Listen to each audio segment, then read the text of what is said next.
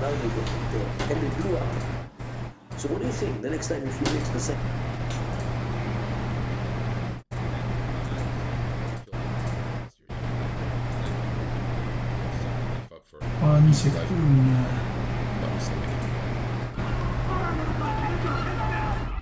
Uni student donated $10.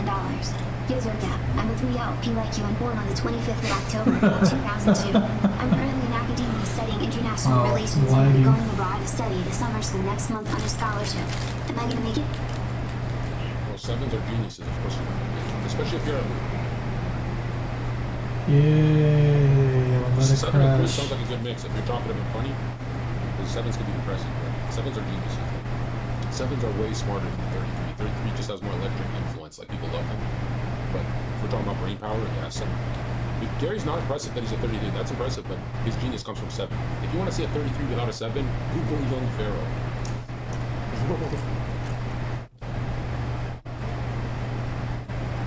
This is in whisper mode. I don't know if this is gonna work.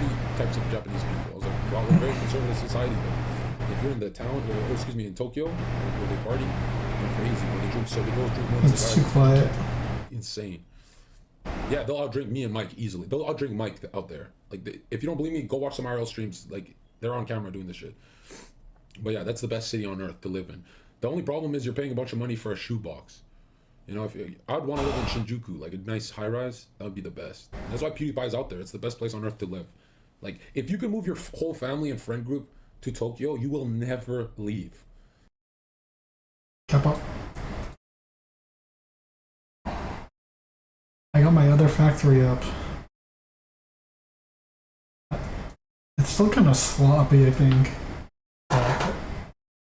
It should work fine for now until I get the upgrades, and then I can redesign it. Because I don't like having long conveyor belt lines. It looks annoying.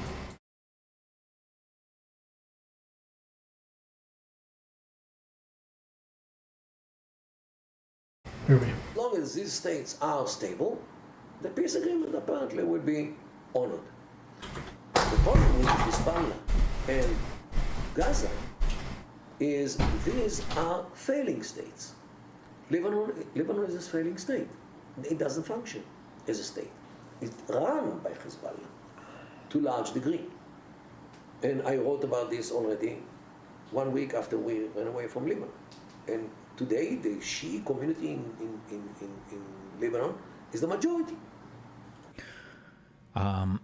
Yes, and you said it was a very egalitarian and Arab society and more based off family status. I'm confused. Do like princes and kings like today in Saudi Arabia and Jordan not exist, or were they elevated through familiar actions to that and could lose that status? If people were part of large clans and they had like a lot of honor and stuff because they were parts of huge clans, it was because of what they controlled. It was because of how much area they dominated. It was because of how many offspring they could produce, so how large they were. That's where the status came from. You would never, ever, ever be able to walk into another clan and be like, hey, by the way, I'm the king or queen, so you need to respect me. They would look at you. They would look at your lineage. They would see, well, how many people are part of your families? How many people are part of your clans? And they're like, well, you know, how many people can you bring to a fight, essentially? And that's where like the honor and respect would come from. Not because you would say you're the fucking king or queen. No one would give a fuck about that. Today, they're put in charge of countries, I think largely by the British. So now they have like, they run the country as well, but like historically that's, yeah. How is that any different than kings or queens controlling lands? Because kings and queens conscript armies. The people that fight for the kings and queens aren't their family members. They're people that are forced to fight for them. It's not based on lineage at all. It's based on who they basically can conscript from the peasants that they're essentially extorting money from because they happen to have to sit in one area to farm crops, basically. They have the majority of the place, so they have all the rights to control the place democratically. And since Lebanon is a failing state, Hezbollah can do whatever they like, regardless of what the state wants or doesn't want. sounds like kings and queens with extra steps. It's absolutely not. A king can treat his subjects however the fuck he wants to. He's a fucking king. Who cares? A king could go and rape a fucking person and say fuck you and be done with it. You can't do that if you're the head of any of these like Arab clans. You can't betray your family like that. You would lose honor. Honor is everything. The only status that you have is the amount of honor that you've protected, that you've garnered, and that you've got in relation to your family. People will kill each other over like perceived loss of honor and stuff like that. One thing that comes up in that book, so we talk about honor killings, for instance. Family members wouldn't kill women because they were having extramarital affairs. They would kill women because other people would find out that they had extramarital affairs. Because part of like growing your clan and growing your family is producing offspring and stuff, and so you would want women to remain chaste. That was like part of there's an Arabic name, term, expression for this. I'm so thirsty. My throat was so dry. Maybe for the type of honor that people could passively keep, essentially. And if a woman were to be extramarital, if somebody else found out about that and started talking, well, because you aren't doing anything about that, you would lose honor as a result. So you would have to kill. There's another name for this. I don't know any of the fucking Arabic shit, but there's a name for like cleaning the affront, and you do that by killing the woman, basically, right? In some cases, not in all cases, but you'd kill the person to remove the stand on your honor, because if somebody found out about it. But that's what I was talking about yesterday about that Zad guy. We're supposed to talk about your sins. It removes your honor. He's 17, lady. And that's He's still on this clip. I'm only gonna do like 2 hours 20 minutes. I'm not gonna lose another wad of clips. In the whole story, how did she end up in his house? Don't you have to be in a house for like a month before you become a squatter? Is that how squatting works? You stole that Airbnb. So she went into Airbnb, booked it for a month, and then just doesn't leave, and that's the rules? Screw that. In California, you just book an Airbnb for a month. Yes. Is that why Airbnb is like $300 a night? You have your year paid up already in 1 month.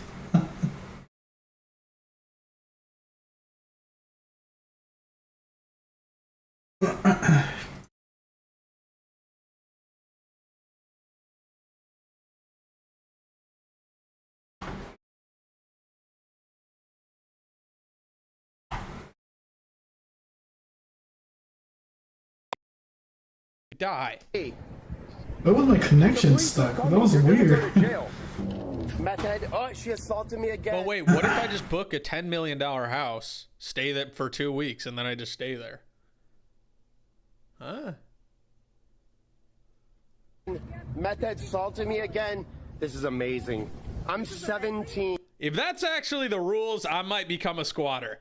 Okay, I know I said squatters should die or whatever, but if I just can book a $20 million Airbnb, stay there for 2 weeks, then fuck it. I'll just take over the house. Free $20 million house. And that's just kidding. so Why would I need to do that when I'm already rich?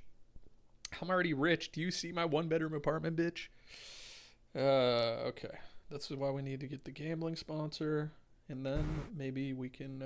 Oh, but I was supposed to go look at apartments today. And I was too lazy and I never went. Yeah, they set it up for me. Too fat. Yeah, good job. Good job on me. We have your information.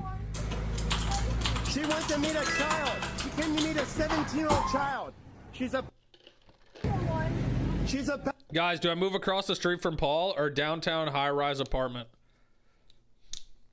Downtown high-rise apartment where I look super cool and like I'm actually rich, or wait, so you need to occupy it and live there openly? Jesus Christ, this is cringe.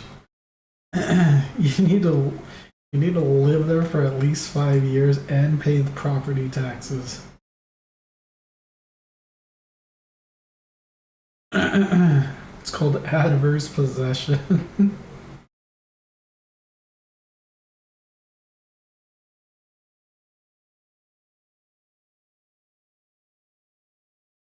That they cultivate or improve the land or property.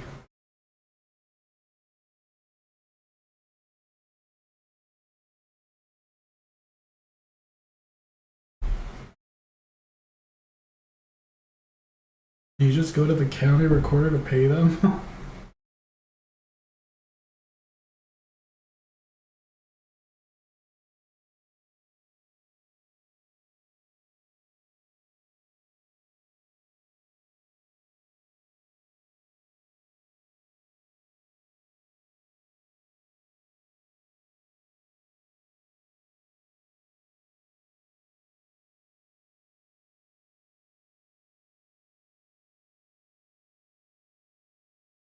Finally, holdover tenants may be evicted through a formal eviction, but they are granted more rights than squatters. It's just notice requirements.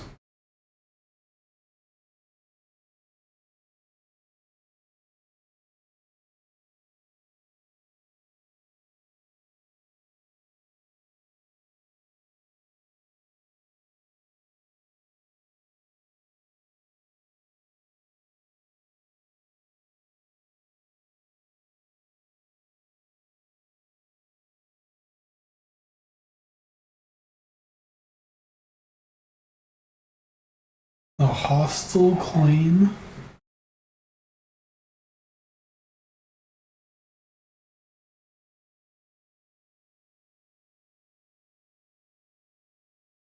Civil occupation predominantly followed in states like California. This term implies that the squatter's claim relies solely on occupying land regardless of awareness of the property's legal standing.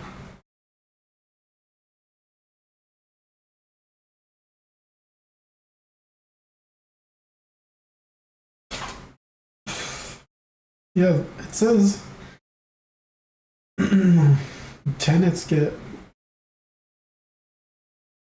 holdover tenants get more rights, but it doesn't say what the rights are.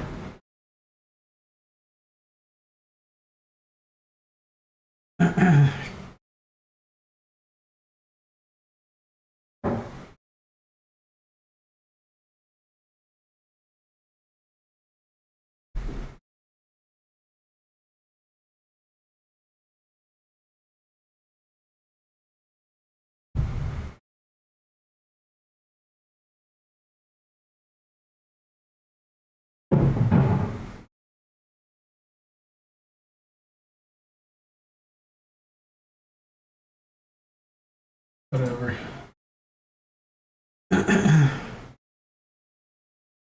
Dude, wait, I'm scarred. Wait, dude, a girl and a guy will do that, though. Wait, I'm scarred for life. Wait, why is this here? Oh, for Monkey app. Wait, dude, that's a thing? Dude, if someone did that to me, dude, that would never happen to me. You gotta be a loser to have that happen to you. You got... No, you probably don't think that, or you have no idea because I don't think I've even spoken on that. Pre-kings and pre these huge kingdoms, yes, early medieval societies probably did have more similarities here. If you don't have any central state or any central like big ruling family, then I imagine that the way that this sort of like balanced opposition, the way that these familial ties and everything plays out is probably quite similar. But as soon as you start getting kings and these huge, large institutions of things, where people are more specialized, it's not just like huge families that are implicated fighting other families, it becomes a fundamentally different type of thing. But like before, like all the big kings and queens, sure.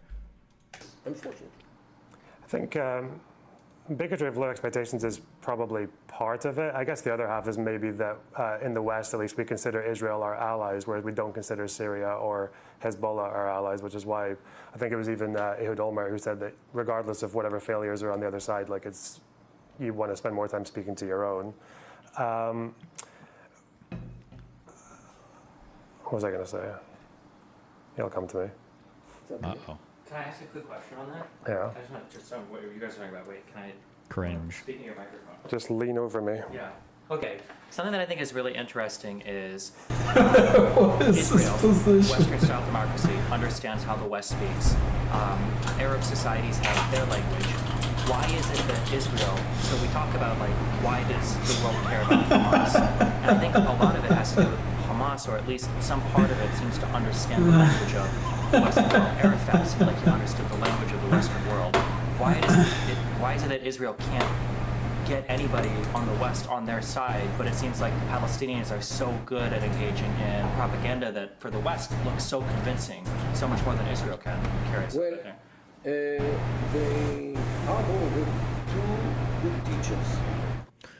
Why doesn't Israel try to learn Arabic? I don't know. I think it's because of the same reason my mom didn't teach me Spanish. I think it's like a pride thing. I was shocked to figure out, or to learn how few Israelis speak Arabic. That was really surprising to me. Initially, I don't think they initially ever planned on even having Hebrew. I think it was like kind of a cringe idea. It's like an old language and nobody uses it anymore. Like, why the fuck would we do that? And I think there was like one dude, I don't know the whole story, but I think it was literally like one guy who was like, fuck no, like we should all learn Hebrew again. That would be fucking sick as fuck. And he got everybody, somebody said Eliezer ben Yehuda. Yehuda. Maybe. I don't know the story, but like apparently one dude managed to convince me, like, okay, yeah, let's fucking do it. But when people came to Israel, especially from other Middle Eastern countries, for whatever reason, it just wasn't commonplace to teach your children Arabic, even if the parents spoke it, which I think is really cringe, really stupid. But I don't know, that's wild to me that you would live in Israel surrounded by so many Arabic states and wouldn't learn to speak, especially when your parents already speak it. That's wild to me. Is Yiddish still spoken in Israel? I don't think so. I'm pretty sure Hebrew is the official language. I just made that up. I don't know if that's true or not. I would imagine it is. Well, no, because the signs are just Google it. Arabic. I don't know if it has a state language. I'm not sure. Sure, buddy.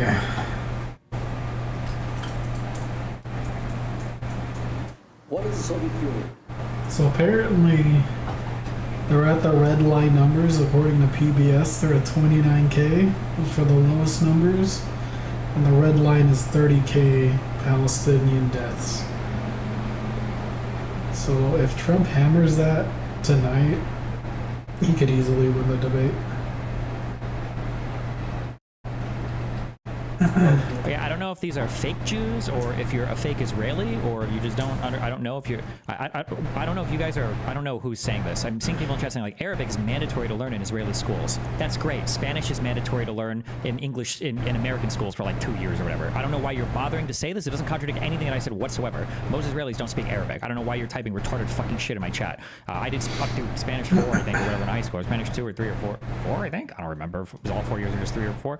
That doesn't mean I speak Spanish. I don't know why you're typing like these, like, well, actually, like retarded fucking things in my chat. There are people. He's so triggered right now. Why? Using the Western rules of behavior, of democracies, another source today is actually Western people who are bored. I mean, to be fair, why would you force your population to learn a specific language? Well, because everybody around you is Arabic, and it feels like knowing and understanding Arabic would be important to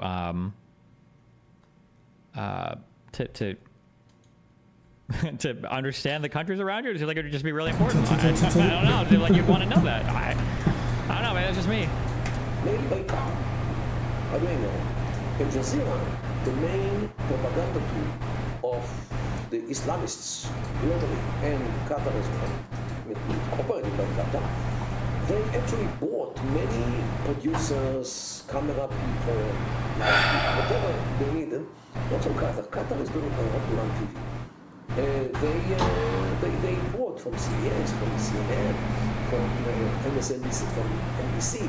20% of Israelis is Arabic. That's higher than America's population of Hispanic to Spanish speakers. That's because 20% of Israel is made up of Arabs, of Palestinians. So of course they speak that language. Now go look up how many Jews speak Arabic in Israel. NBC, many others. Right? Okay.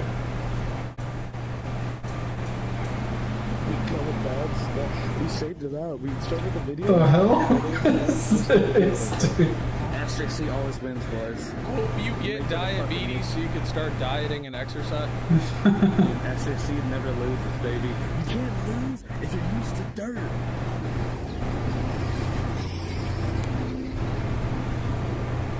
We win this today, Mary. We win today, Mary. Ah, Mary, God. hope she comes back tomorrow. We need her every day. Guys, I'm actually Mary's kind of hot. worried. My stream career might die if she goes home. If she, This dude's saying Mexican Andy's hot right now. What the fuck is wrong with him? Did you cut your hair? Did someone else cut it? Someone else cut it, and I got put on like fuck me up. Where is that Reddit? What's the Reddit? Just fuck. How did Asian Andy get even fatter? How was that possible? Yep, here it is. Where is mine, guys?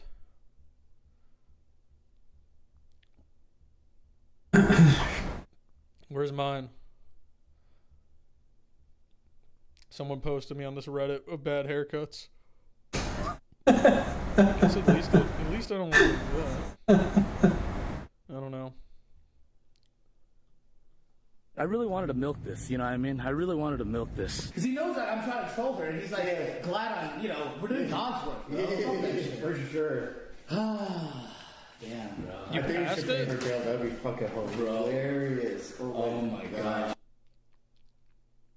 I passed it. Sorry, guys. After doing alcohol for a while and other things, oh, here it is. Let me see what they said. We going back to 1940 with the. Look at him laughing. Look at this fucking guy. He knew he was. He knew. He set me up. In DC, what the hell? Going back to 1940 with this one. Are you going to Oh, the server shut down. Dylan Roof? Why doesn't it just say that? Who is this? Is he a murderer? A white supremacist neo-Nazi? Okay. Get your money back. This guy said, just give me a lesbian bowl cut. I did not say that. I wanted to look cool. Why your neck so wide? Because I eat a lot of pizza. Damn, they really did. That's not my name. Terrible. It would ruin my week. Yeah, it did. Don Vito. Who is Sid the Sloth looking in the back? Facts. Release this dude. Refund NWA. Mom owes me $15K in child support. World War II draft cut. Can't blame the Damn, we caught up to Felton. Like such an easy lick. I'm 4 metallics behind him. Can't believe you paid $200 for this. This guy upskirting women in Austin, Texas? No, I'm not. I fucking hate this. Goofy ass Ellen cut. Daniel. Oh my god, dude. What a loser. That's you? That's you, Nemo? Oh yeah, guys, wait. Also, should I unban everyone? I think I banned hundreds of people in LA. Moderator. What do I do? How do I unban? My god. How do you unban everybody? It's over here. Muted users. Banned users. 242 banned. Okay, let me just unban everybody really quick.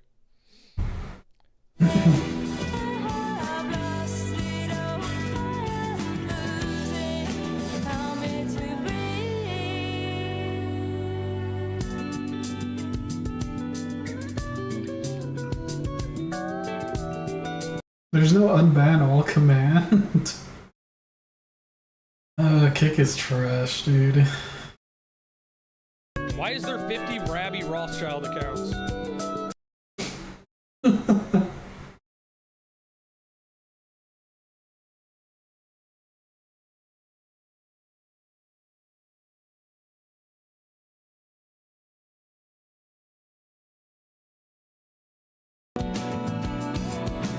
Islamic suicide.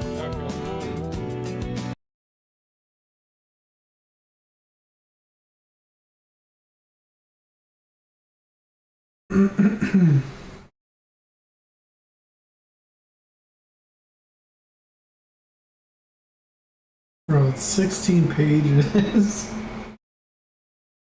Is he still on page 1? Oh no, he got through page.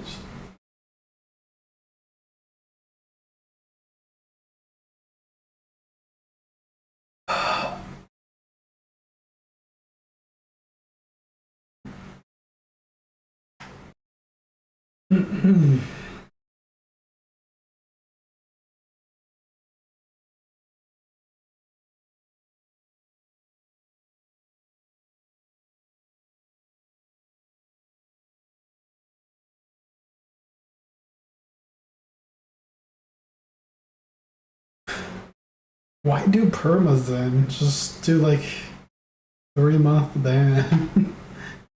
And you have to keep doing this every 3 months. It's so retarded. You're just putting yourself through more work.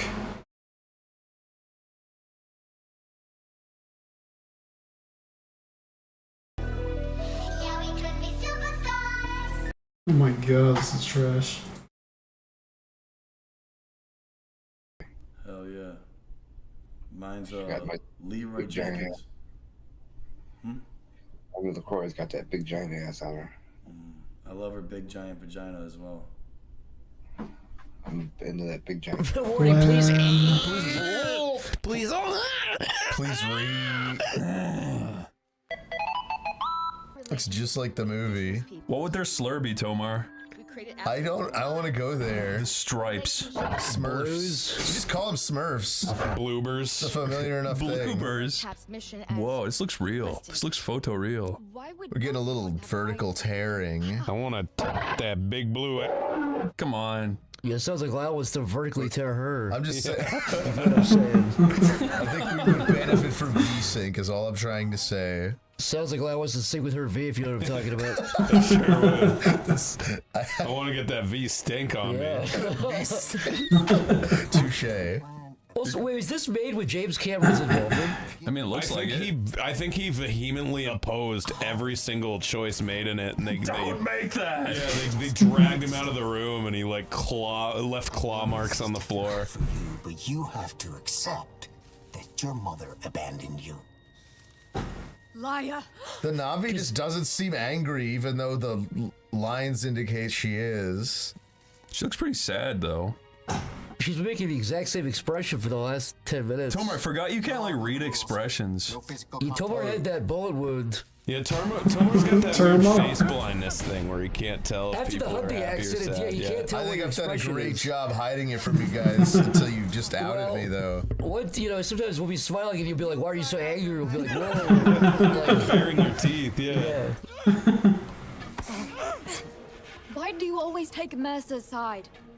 Shut up. I want to see fucking Pandora, god damn it. No, you want to see children. You always are saying that. You want children in movies, you want children in video games. You don't want expansive landscapes, beautiful scenery, Yeah. amazing CGI creatures screaming. You'd rather see 4 children wrestling. Yeah, you were saying that the MCU got so much better when they started putting a child in every movie. We can sing them even without words. Oh, come on. They're just gonna hum into each other's eyes. Hey, she clipped in. I saw that. The girl in the top right keeps like popping in and out. You see that? She just, yeah, she's not sure if she's into this or not. Oh, yeah. She did it 3 times. 3 strikes. That's 3 she's gone James again. Cameron saw that. Do you think he'd like disavow? Oh man, he'd be fucking pissed. I heard that he like walked into the studio and started smashing up people's desks and stuff. Do you really know if he actually has any knowledge of this even existing? I have no idea. I think it is canon. Apparently. I just wonder You how think he involved signed he was. off on the script Well, or he's whatever? such a control freak. Yeah, that's what I'm saying. I think it is. I think he might have had some sort of involvement in this. I don't know if he like directed or wrote it or anything like that, but I think he probably gave it the nod. And you want to throw it all away. We don't want your privileged life. We belong out there. No, you belong to us. Yeah, I'm an evil white guy. We saved you, gave you a home, an identity. We already had an identity. We are not these. No! You Why did your person put up like bitch hands? Like, Okay. This is so cringe. Okay. Alright. This is feeling all like Avengers suddenly. Look at them link arms now. Stop singing. towards the camera. No, I think we're a character they're looking at. Oh right, yeah, I forgot my sense of personhood because I was swept away by the beauty of this song. I'm warning you, Harry. Not another step. Oh man, she's dead. Stop right there. This is so fucking stupid. That was a rational reaction. Could you not have just like bonked her on the head? Stunned her, used anything but a gun. No, but he has to show dominance. So what happens when you sing and he tells you to stop? He asked you to stop singing and you didn't do it. What did you think was gonna happen? He wasn't gonna shoot you in the back? How do you get such a clean kill? Because he was motivated. He was highly motivated. He was aiming for a vital organ. Well, guys, I don't know about you, but I'm feeling motivated to get revenge. I say you team up with the guy that shot the blue thing. Become his best friend. Am I weird in this regard? If you're of a certain culture and you've never like been there, I don't identify with it at all, personally. Like, there's no part of me that's like, the Puerto Rican homeland, you know? Like, I've never fucking been there. I don't know nothing about it. Yeah. So, like, I don't know, like, why do they fit? I guess they are big blue cats. That's kind of a big difference. We have lost Pandora. Some Avatar driver named Jake Sully went full native. Turn the knob. Shut up, he mentioned Jake Sully, dude. They're saying because of Jake Sully, we don't trust any of you. Jake Sully! He's describing his own feelings. Dude, maybe just being blue is like the best feeling in the fucking world. I feel blue all the time and it feels like shit.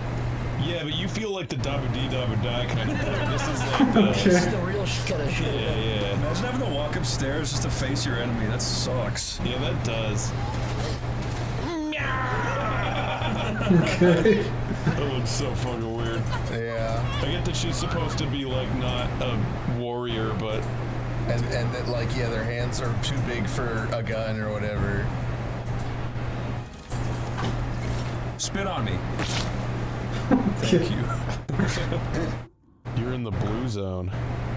Hey, baby. I'm thinking about blue. I get to make my own face. Make your own blue. I didn't know you got to customize your Cato. They're really... There we go. They're so fucking similar, it doesn't really matter. Be a cool dude, not a gay chick. I'm being a dude. You better. That's Lyle, he's got your hair! Yeah, baby! That's the Lyle guitar. No. There's the Tomatar. Yeah, well, I mean, they can't be bald.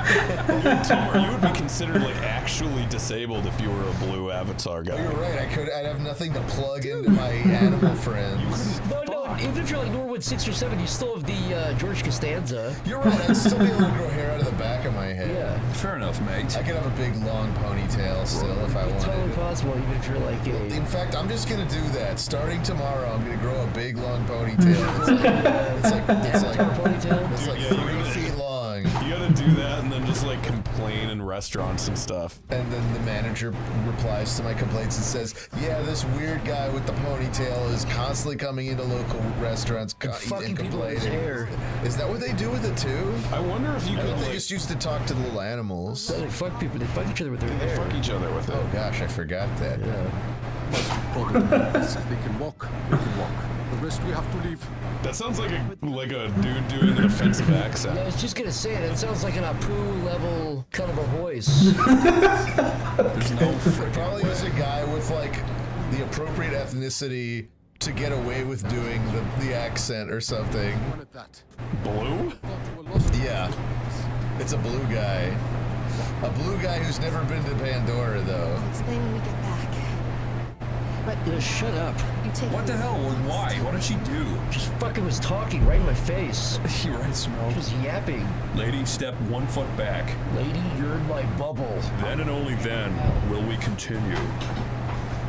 Oh shit! I found you. Oh, he's stepping on your balls. Come on, that's surely killing me. Come on, kill me. Come on, pussy. The robot couldn't have done that. Even their hands are too small for the guns. What the hell? Don't worry about this one. He hasn't got anywhere near the fight his sister did. You don't have to worry about this one. He's not gonna sing. Relative to another thing I fail to understand. As long as you don't sing, you're fine. Now that I know Natty, I'm bad. Why is he wearing the fucking beads? Literally just to be a dick. Thank you. What? Why did the machine get off of He's you? got no emotional connection to him. He's just like, I'm a Look at that. You look like a weird dog. I thought you had a cool cowboy hat for a second, and then I realized those were your ears. I'm a goblin. I'm a goblin.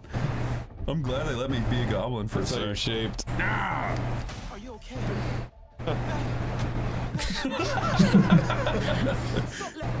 Chocolate. It's a good game now. If we look at our shadows, it will be good. You guys at home, you have to understand, Chris needs this to be a good game. He absolutely needs Look, it. I know it's not. He needs a W right now. Yeah, every time someone brings up Avatar, Chris is just like, yeah, Devil's Advocate though. And he'll just like go off on these like 2-hour tangents. I will fully admit. Well, you've always wanted a BMW. A big Navi wife? Yep. I would so love that. Yep. Who wouldn't? You big. Me? Yeah. If I had one.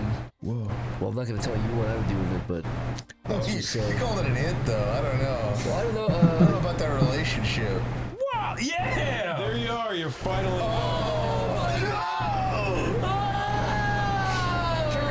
Bastards! I'm gonna put in my ponytail. Now the game started. I just got Now a we're surge of here. fucking dopamine. It does look really fucking cool. I would say Let's go that back to do it again. Fuck, it smells bad.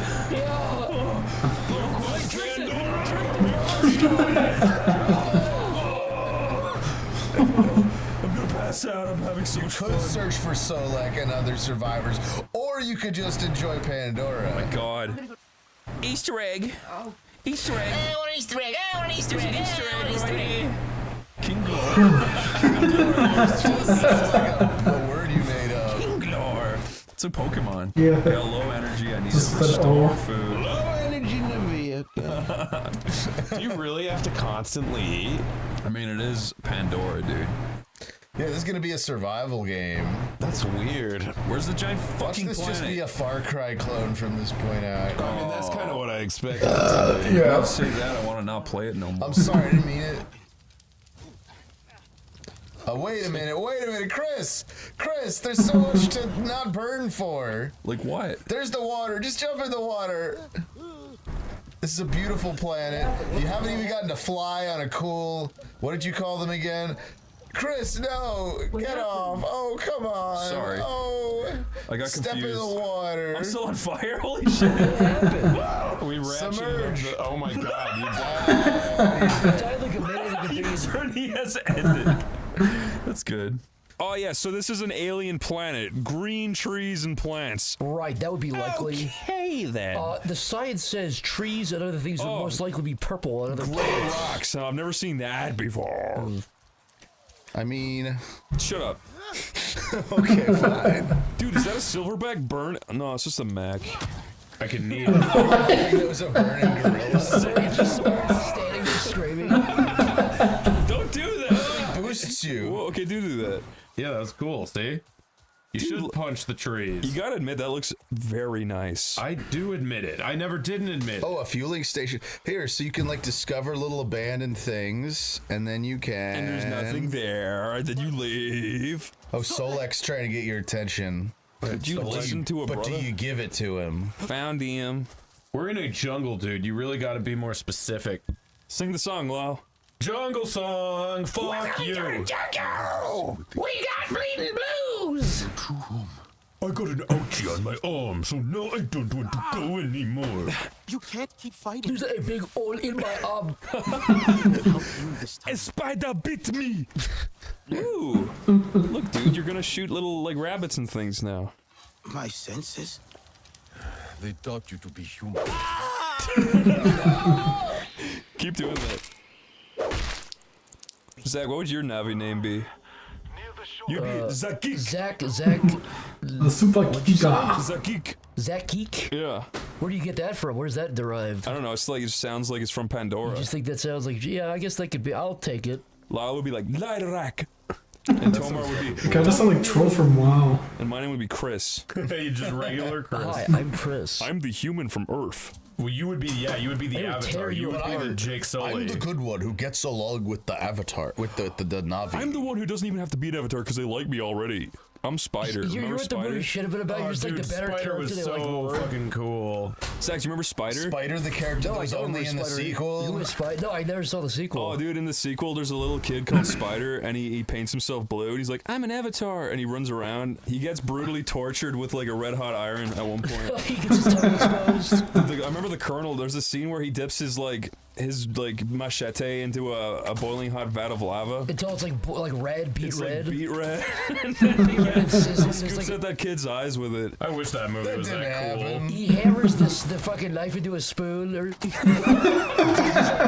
Is it a spoiler to say who he is? He scoops out his eyes with a giant spoon. They tell you immediately. Yeah. No, it's the colonel. It's like the colonel's like human son. The bad guy's son. Who he just did. Yeah, the main bad guy who he just like ditched on the planet, and he was raised by the Na'vi. Yeah, and he calls himself Spider because who cares? What? I care. That's a good idea. I thought Avatar 2 started off really strong with the first scene with the spaceship coming down. Also, what are you even supposed to be doing? Are you hunting right now? What are you supposed to be doing? He told me to look for a plant that grew near water, and I'm trying to find water. But Chris drowned himself earlier. So. Come on, I didn't mean to. If you hit select, does it give you a nice map? It does. And you're going toward water. Yeah. You're going toward the Dyer's Bowl. Not bad. That's on the nose. Dude, Pandora is right next to Jupiter. Where's Jupiter at? I thought it was big. Jupiter. To get more stupider. Look up, Lyle. Maybe you'll see Jupiter. Could it be that white, like glowy thing? That's a waterfall, Tomer. So. No, not that. That's the big thing's a waterfall. You knew what I meant. What's that white thing? What is that green thing on the ground? I think that's Wait, an are there soldiers around? Oh, there are. Apparently. Jesus. That was like a nice chunky death. This is inherently a good idea because you're just this big like blue monster terrorizing little puny humans. That is funny. Yeah. It does feel good how they. Oh, these were the things you were supposed to find. You don't want to get extras? I can't. I can only pick up 2 apparently. Oh, okay. All this game needs to be is a human torture simulator. If they had like a whole segment of the game where instead of crafting, you could like peel people's legs off, like you're like people on a table. So instead of crafting, you want flaying. Yeah. A flaying system. Yeah, a nice flaying system, like a really You can make some new armor out of their hides.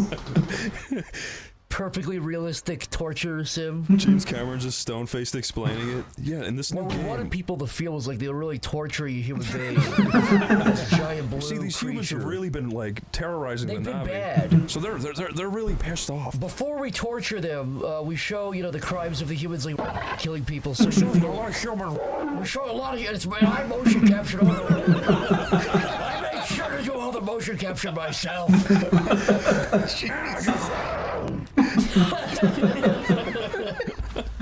Jesus. Get over No, please, please cut that out. Please cut that out. Oh my God. Please make that loud. Please make that the cold opens. Yeah, thank you. We've never done it cold open style, have we? James Cameron's We used to. Yeah, we've done it before. We do it sometimes. We use like the horrible thing you said about the group, and then that was a cold open. What thing. group? Wait a minute. The ones with the features that we like make fun of. Yeah. I just want the audience to know it's a bit. It's a bit. I swear It it's is a bit much. I will say It is that. a bit evil, I agree. It's a bit prejudice, yes, okay? Yes, Tomer, it is a bit strange. Yes. Oh, I'm trying to. I climb that. Whoa! You're like in Half-Life. Well, that's how I feel when I crawl up you, when I give you when I give you a big hug and crawl up your dangles his torso. tongue down. Yeah, You I crawl up on his tongue. I take a little, I nestle myself into his tongue, into his mouth. Lyle's got a very nice portion inside of his mouth that you can sleep in. Well, my favorite thing is when you vorm me and I swim inside your belly and feel safe inside there. I don't like this conversation. I get that, but does it make sense when I say it feels safer than my mother's womb? It feels like better. Yeah. It feels like more. In a logistical sense, or like perfect recall of your mother's womb.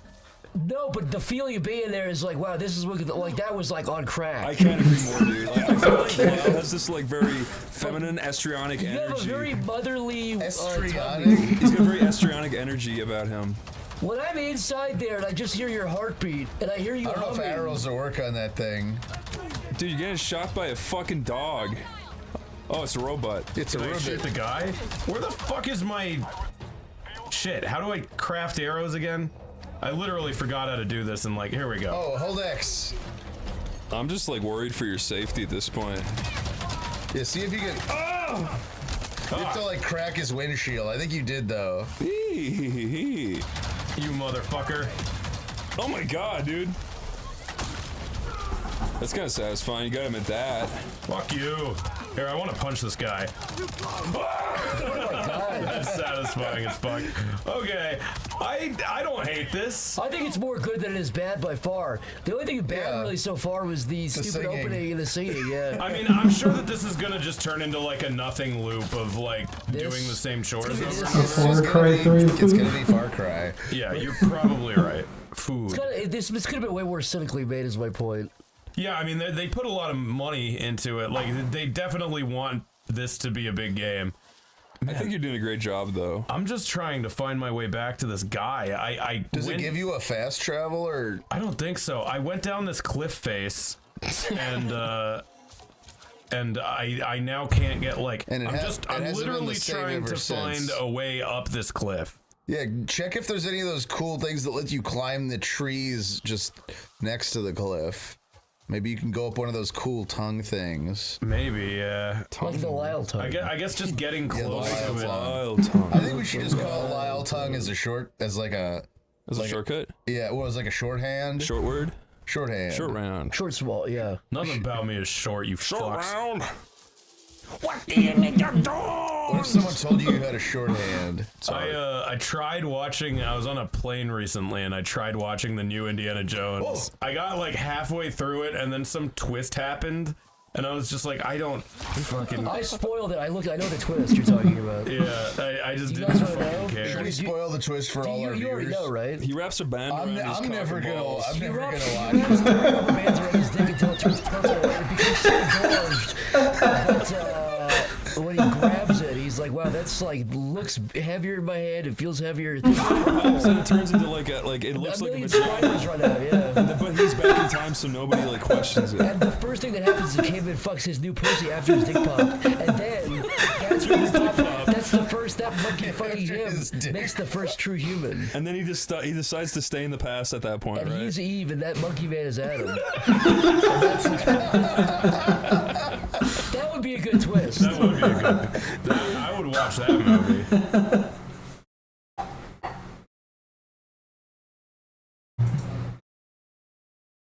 I should check. Okay. Okay. Would you let's say your children. Is it okay if they marry someone from Gaza? Actually, no. Why? Because it's two different areas. Two different cultures. So what's the difference between the culture of Hebron and the culture of Gaza? First of all, it's far away from us. That's true. We have to keep our children here. Second, it's different tradition. So give me an example of a tradition that's very foreign from Gaza, you know. I don't know. But because it's far away from us. Okay. Is it the same from someone from Nablus? See, this could be the thing too, that like they're in their minds they're thinking geographically, but that could be a proxy for clan-based stuff, and they don't realize it, or it could literally just be practical reasons. But you just have to ask so many more questions to figure out like what's driving the thought here. It's hard to know, right? No, it's different. Because half an hour and a half from. But because Sorry, for Americans, an hour and a half drive is a long drive. Okay, Europeans and people in the Middle East stuff sometimes think that these are far distances to drive. no, it's different. Because half an hour and a half. Don't they have trains? But because you need authority. Yeah, you need permits. Yes, permits. Okay. If let's say it's a better situation and you don't need permits to go into Gaza and you can go easy, freedom of movement, it's easy. Would that change your mind, or it's still because of the cultural differences? Yes, I have still I have the same decision. It's different. Just because it's different cultures. Okay, fair enough. Would you marry someone from Gaza or Hebron? No, I have to marry in Nablus. Okay, why? Why someone in Nablus? Because I understand. Oh. كيف يعني؟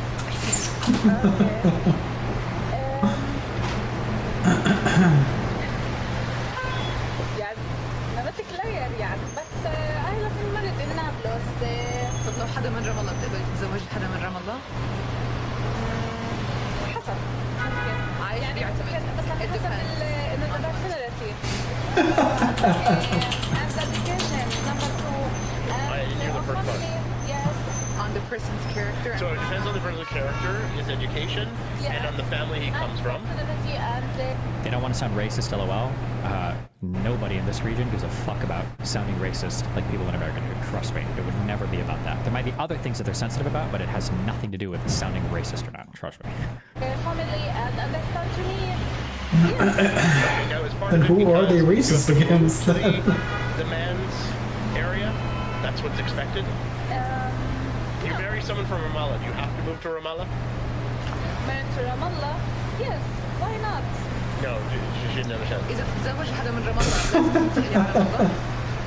إذا أنا بتزوج من رام الله لازم أنتقل. تعيش إنه كمان برضه إنه حسب الشخص يعني حسب الهزبند يعني كمان برضه. Depends on the husband also. Yes. Okay, so it's not for sure. So it really depends on who it is. But someone from Hebron or Gaza, no? No.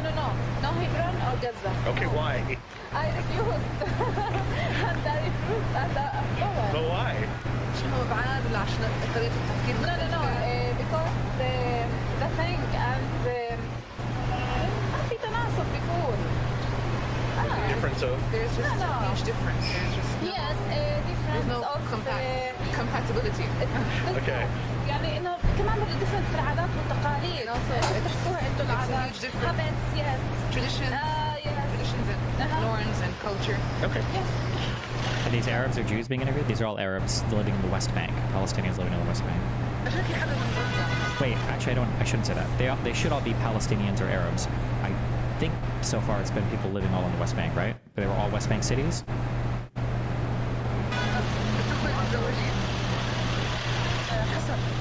Well, it depends. After what? It's not something materialistic, of course. بس يعني عايش. يمكن لأن المسافة بعيدة. Perhaps because the distance is very far away, I wouldn't agree. Okay. What about Nablus? طب لو جاك حدا من نابلس مثلا perhaps maybe حدا من رام الله.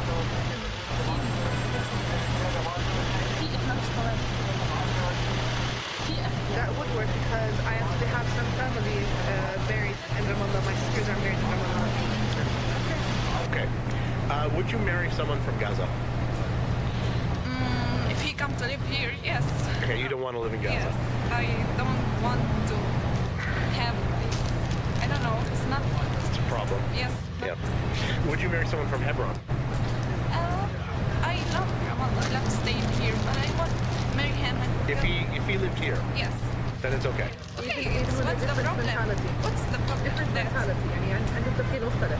Okay, I think so they have, but the person itself, you will choose him that he won't have this thing. I don't know if he has the same mind with them. I want. So what's the mentality in Gaza and Hebron? Give me an example. I didn't understand what the mentality. كيف التفكير في غزة والخليج؟ كيف مختلف عنهم؟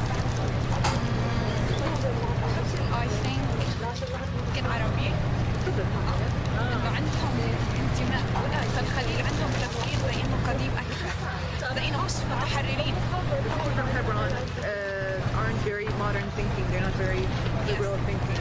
Damn, people just hate fucking Hebronites. Fuck, now I regret. I only went to H2. I didn't get to go into H1. Now I regret not getting to see the city proper. They're more conservative. They have more old school thinking. Okay. Same in Gaza? No, in Gaza I think they are modern, more modern, but the environment there is not suitable for living. Yeah, it's hard. It's Yes. difficult. Yes, for sure. مستعدة تتزوجي حدا من الخليج أو من غزة؟ هو أنا من الخليج أصلاً. I'm from Hebron actually. Ah, okay. So, are you married to someone from Hebron? Are you married? She's not married. Would you marry someone from Gaza? عادي بالنسبة لي ممكن عادي إذا أنا والشخص تمام بس ممكن الأهل لا. I would find it fine if me and the person were getting along, but maybe my family wouldn't accept it so much. Why wouldn't your family accept it? ليش أهلك مش مستعد؟ عشان العادات والتقاليد وهيك يعني Traditions and customs and also moving from one place to another. Okay, but you see a difference in customs between Hebron and Gaza? بتشوفي اختلاف في العادات والتقاليد بين الخليج وغزة؟ متهيألي في. I do believe so, yes. Can she give an example? I don't know. مثال لأنه مش عارف هو مش عارف. في عادات الزواج كتير في شغلات مختلفة يعني. When it comes to marriage traditions, it's very different. مثلا يعني حتى بالخطبة بالزواج احنا بنكون خطبة بفترة بعيدة قبل الزواج، هم قبل حفل الزفاف بيوم بتكون الخطبة أو الحنة يعني. احنا ما في عنا حنة. How separated is Hebron from where these people live? Do they just never interact? I mean, they're not really that separated. Man, if I had to guess, Ramallah is probably like an hour away, if that.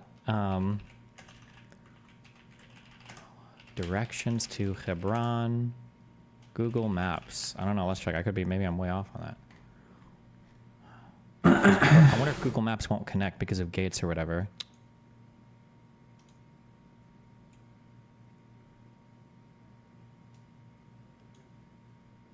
Three possible itineraries. Are these for buses? This is via Michelin. I'm guessing. Maybe, I don't know. Well, probably like an hour drive away, I guess. It says the quickest route is 56 minutes, so no, they're not really that far away. Hebron is a pretty huge city, though, for... I wonder if it's the largest in the West Bank. I never went into it, but looking at it from afar, I was like, holy shit. Hold on, I think I have pictures. 1 second.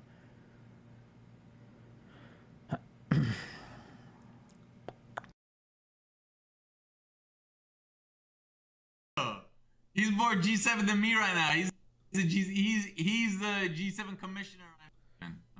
Shout out Fousey. I want to do a stream with Fousey at some point. Maybe if I hit him up, do you guys think he'll? Do you think he'll stream with me? No. Yo, Ice, it's Vagabond. I went out on these Hunger Games.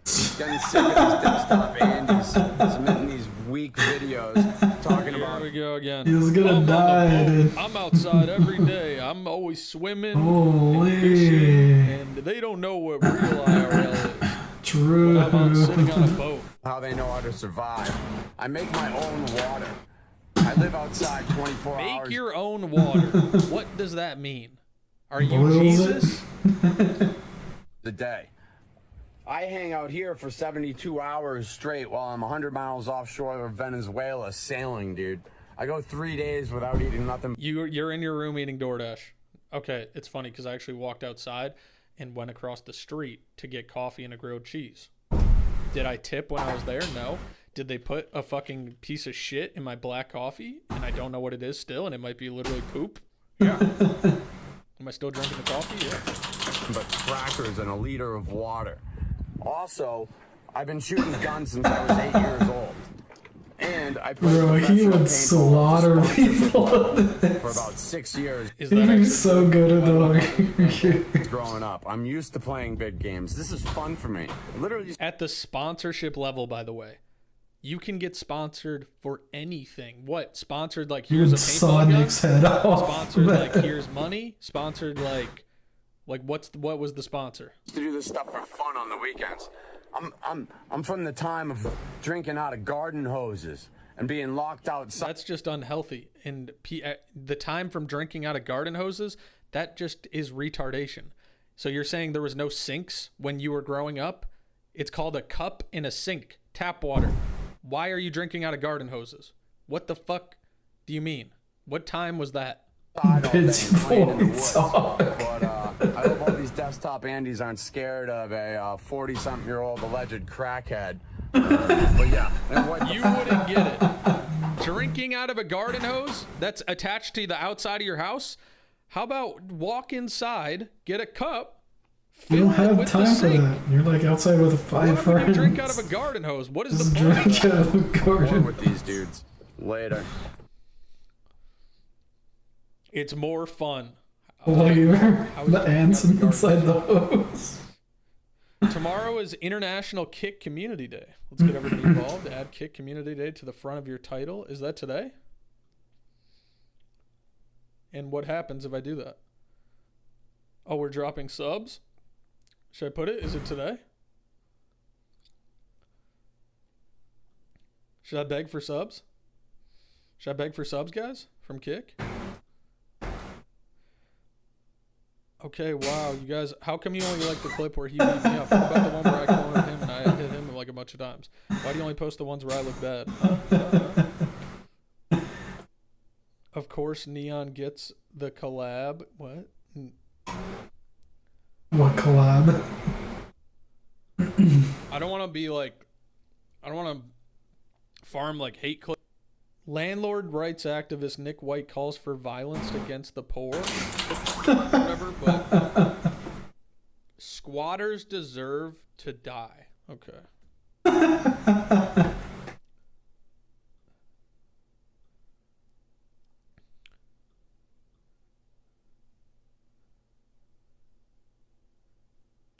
Cute.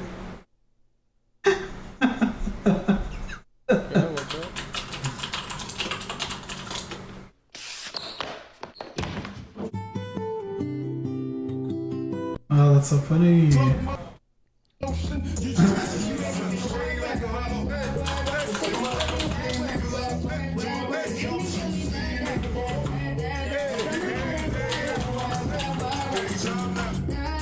Wait, he wasn't actually listening to this song? Oh, I shouldn't watch that. I thought he was actually listening to that. And you don't seem to understand. How the fuck did you already make this? I just listened to this. And you don't seem to understand. A shame be seemed an honest man on hand. And all the things you hold every day. Words and whisper in your ear. And you know what the someone hurt you. And you know that it means so much. And you don't even feel that pain. Okay, this is boring. International community, at least, it doesn't include East Jerusalem. Is that non-negotiable for you, even if it were the difference between peace and conflict? Jerusalem is fairly stable, accessible to everyone, as it was never in the history. Never. Neither under the Jordanian occupation, illegal occupation of 19 is between 48 and 67, nor beforehand. So why shouldn't it continue to be as it is for 57 years already, since 1967? Wow, Edmund, thanks for the $100. And Israel proved easy a place for Jews, for Muslims, for Christians is the best choice. Yeah, I can see why there's the attachment to places like the site of the Temple Mount and all that. But then, obviously, when Israel took East Jerusalem in 47, it expanded the municipality to include East Jerusalem in 67. Yeah, is that what I said? Yeah, Did I misspeak? okay. Yeah, okay. But then it also includes places that I don't feel like there is that same, like, was it the Shufat refugee camp or Al Walaja? Is that? These villages were annexed to Jerusalem because in 1967, because of the range of the 52 millimeter Boring. Still on this guy? Ugh.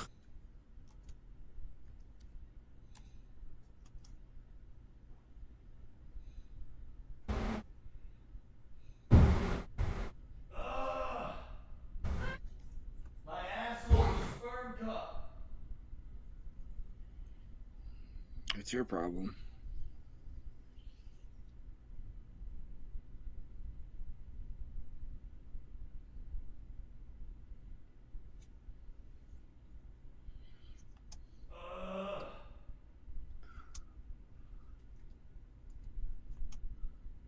Hey, JD, I got a favor to ask you. You're the talent coordinator, and the girls are leaving the house because of you. Which means less views. Like, it's a worse operation. Don't do that. And then he kept doing it, and then when it happened to the nice girl, and it got awkward with the other carry-on, I said, Mike, Yeah, it make you so. Drinking milk.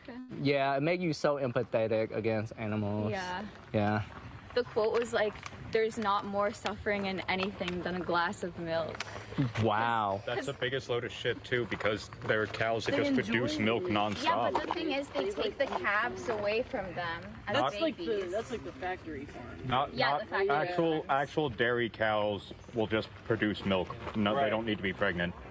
And yeah, you just milk them. If you don't milk them, it's actually painful. So Yeah. you need to milk. I did not know that. I didn't think they That's true? produced milk. But I know that they The get black and some white of them cows. like pregnant and take away their calves. That's weird that nature Again, will that's make more them like a that factory way. thing because like Yeah. they'll That take was a, just messy. they'll take away the calves to figure out they want to use them as a breeder, a milker. But most like Some milk can be is big. from factory farms and So are you saying I'm a cow? Well, that's because of you need to be milked? Well, that's because of monopoly, not so much of the act of milking. Not you need to be milked. Oh my god. I need volunteers. How's this funny? I don't think funny moments are sad.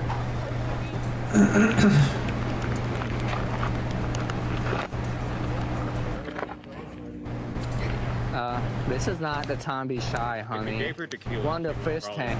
No, it's not. It's just gonna taste sour. It's like Look at that. limeade. Y'all should watch this in HD. Drinking Jimmy Slime. No. Jimmy Slime? Yeah, that's what I I call did it. not masturbate into my flasks. No, he Is didn't. that what you thought? That'd be. Wow, so funny. He almost won the scavenger hunt, so. You'll notice every time I'm in an ice challenge, I get assaulted or pepper sprayed, but I always come away I gotta with make my thousands of video. dollars. So I think this time I'm going to be assaulted a lot more, so I expect the payout will be much higher. Anyway, I'll see you in July. Now Tazo, he's somebody, he's got the smarts, right? He's got the brains. Tazo, to be honest, could win the whole thing, because he's fucking smart. Let's make your video now.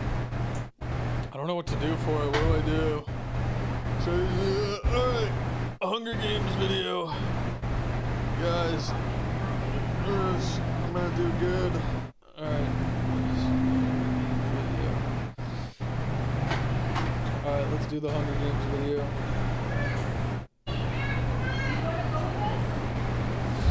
Alright, here we go. I'm gonna record this. Alright, no, I'm just kidding. Wait, what song should I play?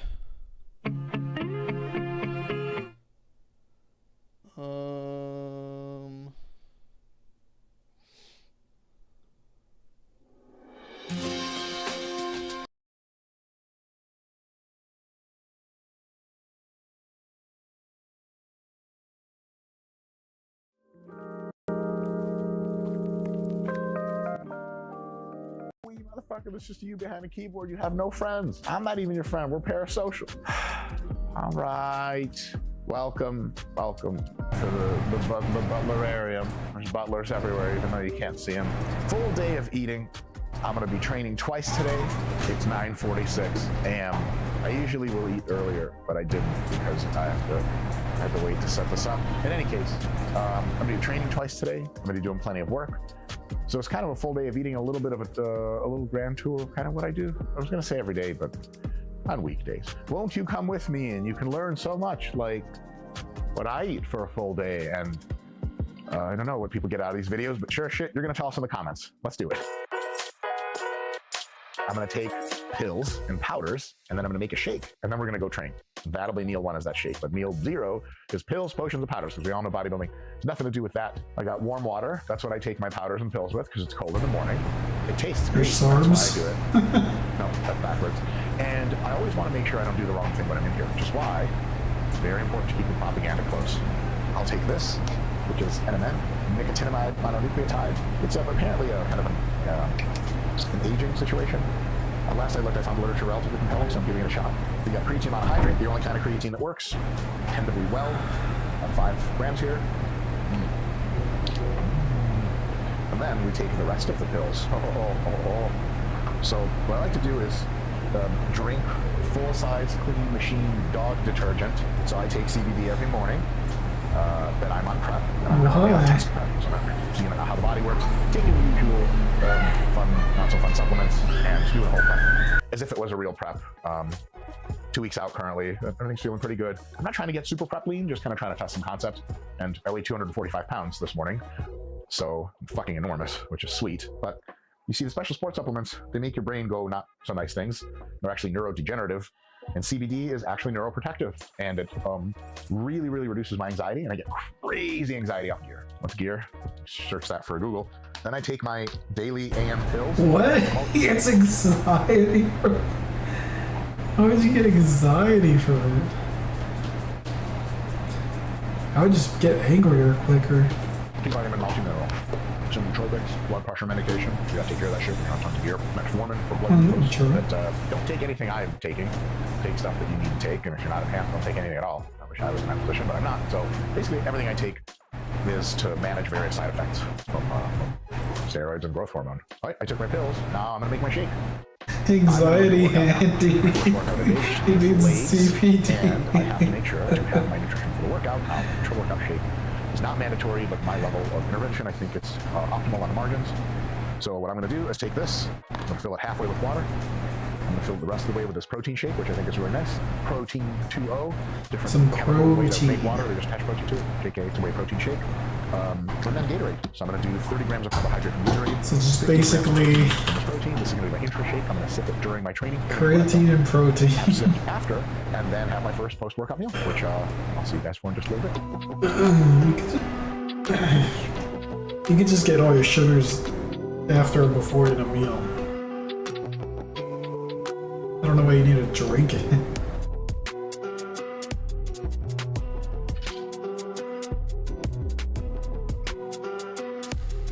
Putting on so much water for no reason.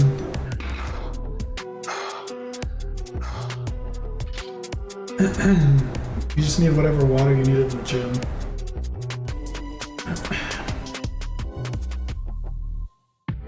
This meal is supposed to be 60 protein post-workout, 15 fats, and 190 carbs. I have some breakfast cereal that I want to eat though, and it's lower in fat and higher in carb, which is actually good for 90 carbs. 60? 160? Or 16? This is supposed to be 60 protein post-workout, 15 fats, and 190 carbs. I have some breakfast cereal that I want to eat. That's a lot of it's carb. lower in fat and higher in carb, which is actually good for a post-workout meal. So what I did is I manually adjusted the RP Diet Coach app. Still 60 protein, 10 fats, but 200 grams of carbs. So minus 5 fats, plus 10 carbs, almost the identical calories. This is Isopure, rich man's protein. It's hydrolysis. It's 25 protein, 0 carbs, 0 fat. So that is really intense. Very, very ultra easy to count. Multigrain. It's good for you. It'll prevent you from having bursitis. Oh, I think. I don't know. It's kind of a lot of cereal. 16 ounces of milk. About 16 ounces there. That rounds out multigrain, I guess. 60 protein, 200 carbs, 10 fats. All right, just finished legs, finished making this meal. I'm gonna sit down and start eating it. I'm sure we'll get some B-roll of that. I'll see you guys in a bit.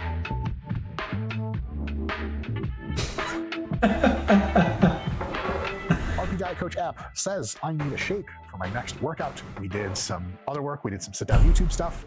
And now we're on to this next PM session workout, which means I need to make shake again. Same shake as last time to keep it nice and simple. Swish. That is so much water, dude.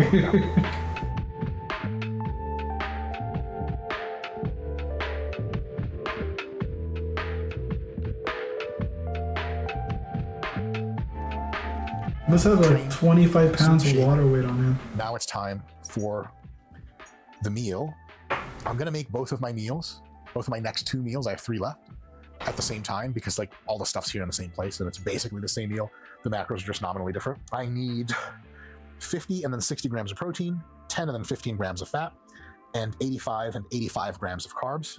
And my lovely wife makes chicken thighs, and they're amazing because chicken thighs have like 6 grams of fat for every 25 grams of protein. And that's like 3 more grams of fat than regular chicken breast, but it makes it taste like a trillion times better. And also you need fats in your diet. So I've been eating a lot of chicken thighs lately, and you can fucking tell in my biceps, brother. Again, I do not fret over the fucking minute values here. That's something to do for insane people. So I'm gonna cut up the chicken. So I cut it up longitudinally first. Then I cut it up in little tiny pieces, basically bite-sized pieces. A bit smaller, you would say. It's a thankless job. Like, hey, be successful and get tons of money, and then you're just standing, cutting up fucking chicken in your own kitchen. Nobody to love you, nobody to call your friend. No hope for the future, just dead memories. Oh, I want chickens. The thing is, mommy feeds her the chickens. Now, the broccoli slaw. You need veggies, doctors say they're good for you. We do fiber things and keep you regular. Plenty of them on prep, plenty of them on muscle gain phase. One of these meals, I cap off, and I'm gonna put away in the fridge for later. And the other of these meals, I am going to insert ever so much meticulously into a device. That was terrible. I'd way rather have carrots than mug in there. broccoli. What I'll do after is I'll put some seasoning on it, mix in some It's not rice. like he's eating Got a beef sardine. broccoli either. I'm gonna take more carbs in this meal than in the next meal, because next meal will be a little too close to bed to get that carb energy. So what I'm gonna do is I'm gonna dump a bit more carbs into here. And what I'm gonna do, let's check this out. Handy dandy RP Diet Coach app. What I do is I have these two meals here. There's a gigantic Both 85 grams of carbs. So that's a total of 170. So I think that's eyeball about 130. So I'm gonna edit it, change this 85 to 130. Another one bites the dust. Had my meal, worked for a little bit, and then it's jiu-jitsu time. 3 days a week, we do jiu-jitsu. Right now that I'm in this sort of mock prep situation, Crystal's in her own little fat loss phase. We are currently just doing mostly technique, a little bit of flow rolling, but really just drilling. We have a sequence of drilling that we do 3 times a week. Sometimes we go live closer towards the end of when we're getting dieted down and tired. We don't go live anymore because that's how you get hurt. So we're still working on that jiu-jitsu shit. I'm a brown belt. Crystal here's a white belt, but full of that fucking rage. And that's what really matters. You guys ready to see some rage? Let's get to drilling.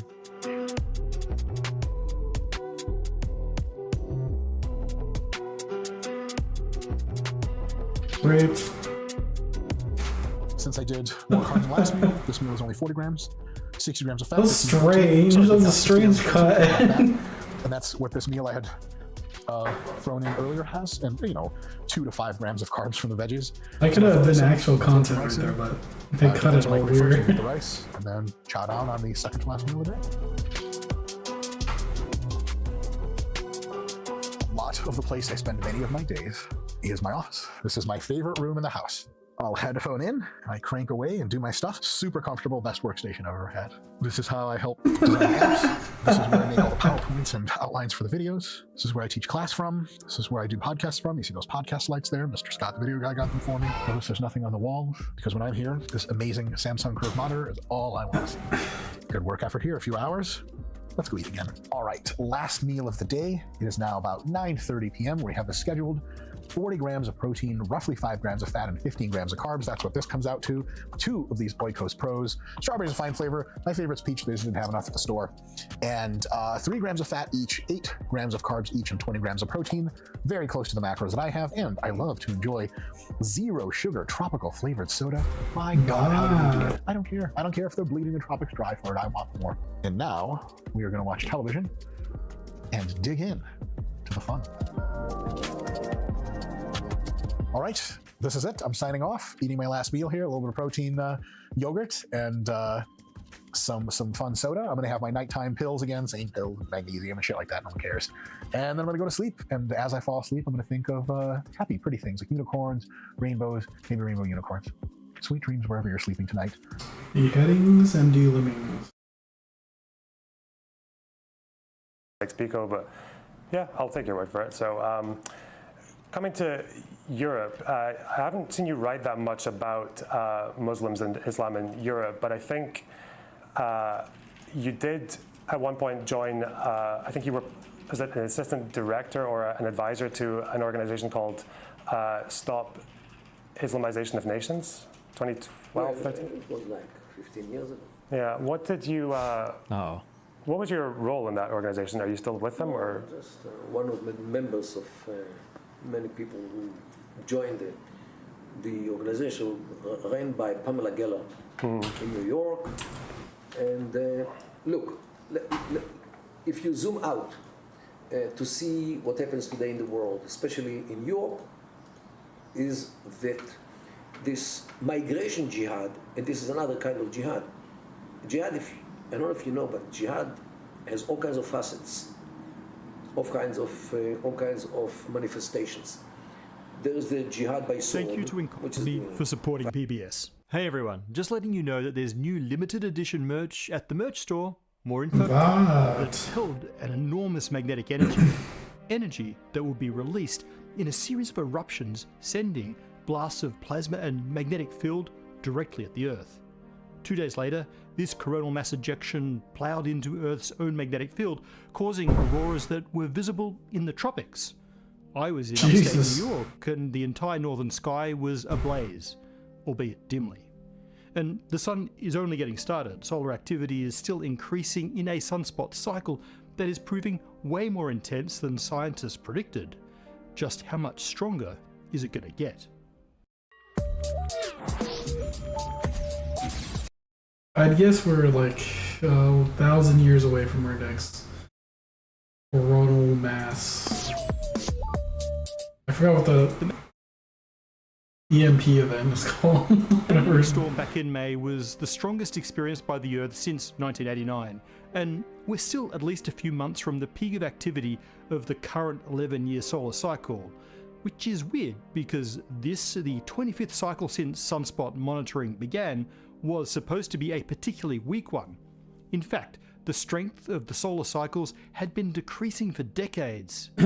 Instead though, the sun's activity this cycle is rising far more rapidly than predicted towards an imminent polarity reversal of the sun's entire magnetic field. So what's going on? Why does the sun's magnetic field act so crazy, and why is it acting so unpredictably crazy right now, and how much more crazy is it going to get? To answer these excellent questions, we're going to have to first ask some more basic questions. Like, what is the source of the sun's magnetic field? Why does solar activity change over an 11-year cycle? What causes the magnetic field to flip direction, resetting this cycle? And how can we even predict the strength of a solar cycle in advance? First though, a quick 101 on solar structure. The sun's interior has three main parts: the core, where hydrogen is fused into helium, a process that produces all of the sun's energy. Then you have the radiative zone, where fusion power is transported upwards by high energy photons bouncing their way through the dense plasma. Finally, you have the convective zone, where energy is transported by flows of plasma carrying heat up to the surface. The core and the radiative zone are fluids, but they rotate like solid spheres, with all latitudes completing a rotation in the same amount of time. But the convective zone is much more sloshy and fluid-like. Over most of the top 30% of the solar radius, the equatorial material rotates once per 25 days, while the stuff at the poles takes a lot longer, 34 days to rotate once. Broadly speaking, the sun's magnetic field is generated in the same way as the Earth's, by the dynamo effect. In the Earth, this happens when circular currents in Earth's liquid metal outer core amplify small magnetic fields, which amplify the circular currents, and through a positive feedback process build a self-sustaining global dipole field, sort of like a giant bar magnet, and we did an episode on this. The processes behind the sun's magnetic field are less well established because it's very hard to make measurements beneath the solar surface, so what I'm about to describe represents a set of current leading ideas, but this is subject to modification as we learn more. In the sun, it's believed that interactions between the solid-like radiative zone and the sloshy convective zone lead to various swirly currents, for example through turbulence and/or the Coriolis force.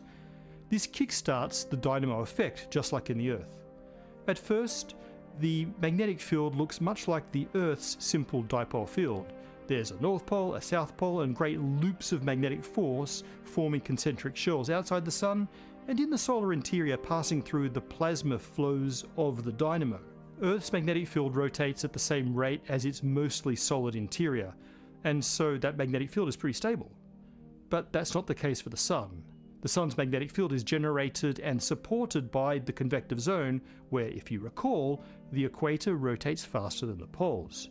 This differential rotation drags the nicely aligned dynamo generators and their magnetic fields out of north-south alignment, twisting these field lines around the sun. The result is that the dipole field lines get slowly transformed into a ring around the solar interior. The technical terms for these two directions are poloidal, towards the poles for the original dipole field, and toroidal, like a torus, for the ring-like lines. This coiling of the poloidal into toroidal field lines is known as the omega process. That was only step one. Now, another cool bit of physics starts to work: magnetic buoyancy. So when you have a tube of magnetic flux in a conducting fluid, also in a gravitational field, so that's the transition. The tube will tend to rise to the surface. Toroidal to toroidal. At a given depth beneath the surface of the sun, the pressure has to be the same everywhere. In the magnetic flux tube, the magnetic field contributes part of that pressure. That means the pressure of the plasma, the gas pressure in the tube, has to be lower in order to have the same correct pressure for that depth. So we have lower pressure plasma that's the same temperature as its surroundings. That can only be true if the density of the plasma is also lower. Therefore, the magnetic flux tube rises to the surface. The stronger the magnetic field, the stronger the magnetic buoyancy. So as the toroidal field winds itself up, more and more field lines push to the surface. And now those rising flux tubes experience yet another influence, the sun's Coriolis force. This is the same effect that generates hurricanes on the Earth. The speed of the sun's plasma varies with latitude due to the differential rotation, but also due to the fact that the sun is roughly spherical. The stuff at the equator has to travel a greater distance in one rotation to make it all the way around compared to the poles. This leads to a further twisting of the magnetic field lines, inducing kinks. These kinks can then protrude from the sun's surface. This kinking of the toroidal magnetic field is called the alpha process. The strong magnetism in these kinks can shut down convection where they protrude from the sun's surface.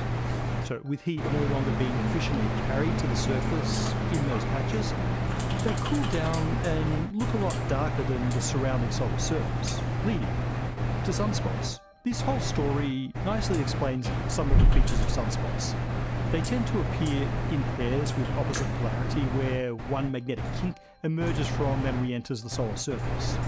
Sunspot pairs are often duplicated above and below the equator, where the same toroidal field line becomes kinked in both hemispheres.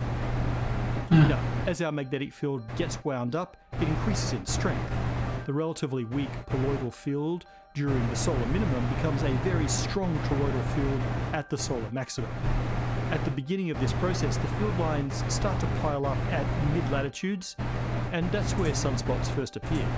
As the winding intensifies, the toroidal field approaches the equator, and the sunspots follow, and the number of sunspots also increases.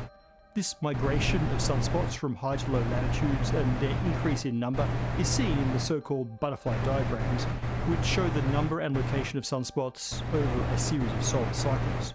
The magnetic kinks emerging from the solar surface have strengths of several hundred times higher than the baseline surface magnetic field of the sun. These kinks, however, are not very stable. There's an enormous amount of energy stored in these tangled and twisted magnetic flux tubes. They can release that energy when various tightly knotted or twisted flux tubes reconnect into a more orderly configuration. The pent-up energy is released in this reconnection, and the result is often an explosive ejection of plasma and magnetic field from the sun's surface, a coronal mass ejection like the ones that caused the massive auroras back in May. Okay, so we've wound up our magnetic field and then tangled it into a horrible chaotic mess. We know that this tangling happens in cycles, but how does the sun reverse this process? Well, as the toroidal field winds up to maximum intensity and the Coriolis force rotates these field lines back into poloidal lines, we start to get lots of north-south mini-loops. Loops beneath the surface of the sun begin to connect to loops closer to or above the surface to form much larger magnetic loops. Because of the direction of the line twisting by the Coriolis force, these loops have polarities opposite to that of the original poloidal field. Over time, the strength of these growing loops will exceed that of the original field. At that point, the magnetic field flips direction. In essence, these little Coriolis-induced kinks in the toroidal field become the new flipped global dipole field. At the same time, that wound-up toroidal field is fragmented by all these magnetic reconnections and it decays away. And so the whole process starts again with a nice clean dipole field. Okay, so now we know how the solar cycle works, let's see if we can answer some of our original questions. We know why the cycle happens now and why it resets, but why does it take 11 years? Well, just because that's how long it takes. That's the amount of winding needed to turn the nice gentle dipole poloidal field into a tightly wound and sufficiently unstable toroidal field. And that 11 years is also just an average. Sometimes it takes a bit longer, sometimes a bit shorter. There's even evidence of double cycles in the past, 2 very short cycles masquerading as a single longer one. We can actually look to the geological record to track solar cycles back 11,000 years. For example, beryllium-10 is a long-lived radioactive isotope formed when cosmic rays hit the atmosphere. Stronger solar maxima mean more cosmic rays, so by measuring the levels of beryllium-10 in Antarctic ice cores, we can get both the duration and strength of ancient solar cycles. And it turns out solar cycles have lasted an average of 11-ish years for at least as long as human civilization. There are fossil records that suggest that stability goes back as much as 700 million years. Now, the average cycle length may be pretty stable, but the intensity of cycles fluctuates a lot. Over the geological record, solar activity appears to rise and fall through several peaks and valleys, which each last decades to centuries.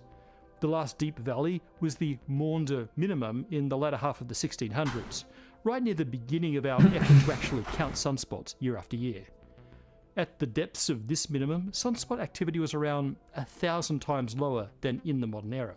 The most recent several cycles, since the 1940s, have actually been above average strength, leading to what we call the modern maximum. But over the past few cycles, that maximum appears to have been winding down, quite dramatically in fact, leading some to wonder if we're approaching a new Maunder-like minimum. Or at least that's until the current cycle got started, when its high intensity defied all of our predictions. So how do we make those predictions in the first place? And why are they so hard to get right? The strength of a given cycle seems to be correlated with a number of things. For example, the strength of the current cycle plays some role in determining how strong the next cycle will be, but there's a lot of variation. A much better predictor for the strength of the next solar maximum seems to be the strength of the poloidal or dipole field during the solar minimum. And that makes sense. After all, that poloidal field is what gets wound up into a strong toroidal field, leading to more kinks, more sunspots, Okay, why are you etc. explaining this again? But the reconstruction of the new toroidal field from the chaotic fields of the previous solar maximum is much harder to predict because it depends in detail on how well the kinks in the toroidal field happen to line up and reconnect. During cycle 24, there was speculation that cycle intensity may continue to drop, leading to a weak cycle 25, and perhaps continuing the trend towards a new long-lasting period of low solar activity. But solar experts didn't place much stock in these predictions because at that stage we just didn't know. But as cycle 24 bottomed out, the new rebuilt poloidal field was quite a bit stronger than expected. In 2019, at the depths of this minimum, experts convened and produced this projection for the number of sunspots and magnetic fields during cycle 25. It was supposed to be around the same strength as cycle 24, relatively weak compared to the modern maximum, but not continuing the imagined fall towards a new Maunder minimum. But this is what cycle 25 actually turned out to be, at least to date. A much steeper rise in activity indicating that we're in for a stronger and probably shorter cycle. Scientists have been updating their models based on ongoing solar activity. The previous study estimated a cycle peak in 2025, but now the peak and the accompanying flip in the magnetic field looks scheduled for later this year. So what went wrong? Well, nothing really. Currently we forecast the strength and length of the solar cycle based on various measurables like sunspot numbers and field strengths. Wouldn't that be fall 2024? But these are crude metrics for an extraordinarily complex system of plasma and magnetic field dynamics. Scientists are unless you mean the 21st of December or 22nd of December. System, but these simulations can't make detailed predictions. Their primary value is in exploring the deep physics at work, which can allow us to come up with better heuristics to use in our predictions. Solar cycle 25 is ramping up to be a good one. It probably won't be as strong as those at the peak of the modern maximum, although it's too early to be entirely sure about even that. But it's likely that before this cycle is done, we'll get some more spectacular solar activity and perhaps auroral activity with it. So keep your eyes on the space weather forecasts and maybe find a dark place to watch the sky next time the sun's twisted field line snaps, sending blasts of magnetic plasma to bombard our terrestrial spacetime. Thank you to Incogni for At home? Yeah. In Luton? I go to Whitechapel. Can you quite a walk in lot, yeah. Luton? In Luton and feel at home? Luton? I get from the airport. It's not too bad. No, not from the airport. The town itself. No, I've never been to Luton. I've been to. I advise you take a car. Okay. Oh my god, this is garbage. I didn't even go back to that.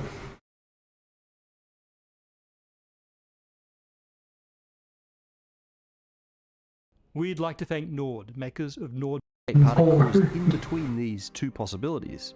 Well, physics says that these neither matter nor force anyons can possibly exist, and they may have some pretty incredible uses.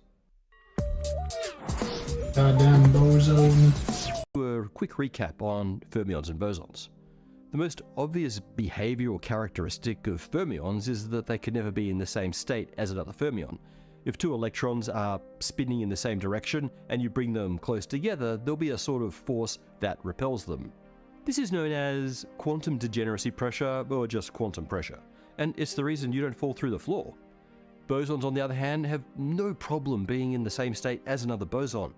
They can pile up, and this is the reason light beams can pass through each other and that lasers are possible. But why can bosons share a state while fermions can't? Well, we explained this before in terms of the relationship between particle spin and the exchange symmetry of the wave function. And that's a great video to watch after this one, by the way. The short version is that swapping identical fermions introduces a phase shift to the combined wave function, putting the swapped wave function perfectly out of phase with the original. That means, if both fermions are in the same state, then a superposition of swapped and unswapped wave functions cancel out, causing the wave function to vanish. Quantum mechanics forbids this. So, instead, a type of force appears to arise preventing fermions from overlapping. That's our quantum pressure. On the other hand, swapping a pair of bosons leaves the combined wave function unchanged, so you could have a superposition of pairs in the same state without any problems. The final part of that frankly awesome video was that we can connect the spin of particles with this exchange symmetry. But you'll have to watch the video for that because I don't want to have to take my belt off again.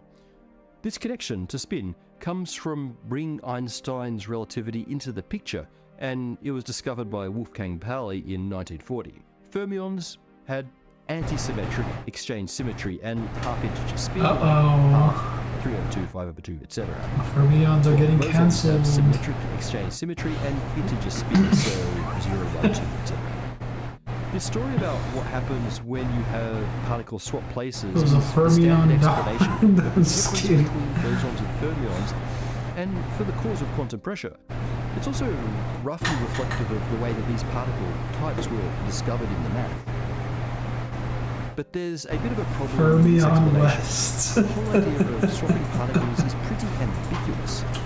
We show moving two particles together and through each other, but there's a fundamental quantum limit to how precisely we can track the positions of the electrons.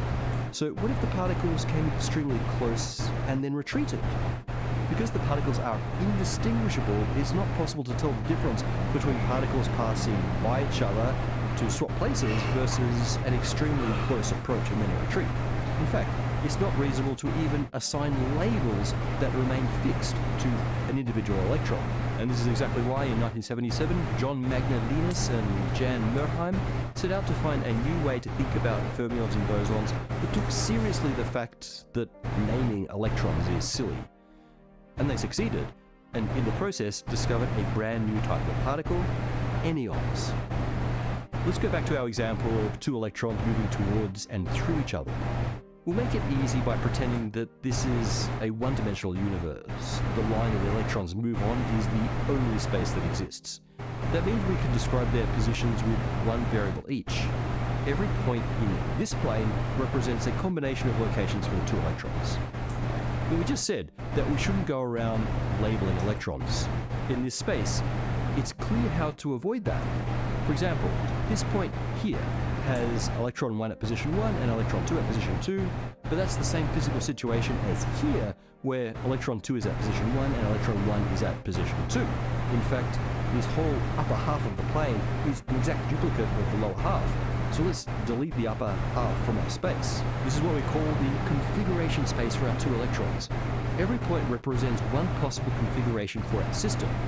Maybe, say, the electrons begin here, but then they both move in different ways to each other, and as they move, the configuration changes, tracing a line through configuration space. But what happens if this line reaches the diagonal border of this space? This represents the particles getting so close to each other that we lose track of which is which. They could have continued on passing by each other, which would look like this line if we hadn't eliminated that whole region, or they could both have been deflected like this. As far as our indistinguishable electrons are concerned, these two paths have to be thought of as the same thing. That means this trajectory is the same as this trajectory, so we only keep the part that's inside our configuration space. So it seems this boundary has a very particular effect on the motion of our two-electron system, causes it to bounce back. Now, because we're trying to do quantum mechanics here, we need to think in terms of the wave function, not particles. So what happens to the wave function at the boundary? The wave function in quantum mechanics represents the distribution of probabilities for quantum properties, in this case, the positions of the electrons. As the name implies, the wave function is wavy. It's a spread out thing in which the value at each point is influenced by the values at neighboring points, and the whole thing moves around over So time. can cross over each other? We can learn a lot about when it gets close to the border? By requiring that wave function to give zero probability on the other side of this boundary and to reflect the wave function at the boundary. The types of wave function that satisfy it just these reflects back in on get itself. reflected perfectly by the boundary, but with one important change. They pick up a phase shift. Okay, first let's look at a more physical analogy. When light bounces off glass or the surface of water, its phase is shifted by a half a wave cycle. That's a phase shift of pi radians, 180 degrees. We can write this as the photon's electromagnetic field multiplied by e to the power of I times the phase shift.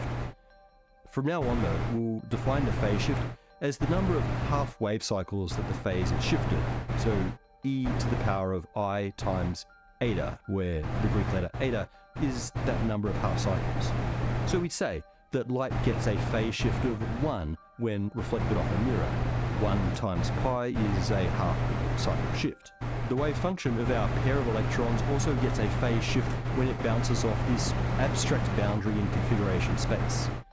And that phase shift is also 1 for the electron pair and for any fermion pair. In quantum mechanics, a phase shift is also applied to the wave function by multiplying it by e to the I times pi times that shift. E to the I pi times 1 is Euler's identity. It's equal to -1. So the combined two-electron wave function gets a minus sign on reflection. And this is exactly the same anti-symmetric quality that we talked about in the previous video. Swapping electrons flips the sign of the wave function. But this new way of looking at it is arguably better because it explicitly accounts for the fact that we don't know which electron is which after their close approach. And this also works for bosons. In their case, the phase shift at the boundary is 0, and e to the I times 0 is 1. That means the boson pair bounces in configuration space with no change. That's equivalent to our particles being symmetric on swapping the particles. Okay, so we've recovered the basic behavior for bosons and fermions without pretending we can tell one from the other. But something new and a bit worrying comes out of this argument. We know what the phase shift has to be for bosons and fermions, but are these the only phase shifts allowed? Back to the example of light. It's possible to build a mirror that causes literally any phase shift you want in the reflected light. So could there be a wave function that experiences a phase shift that's not 0 or pi at the configuration space boundary?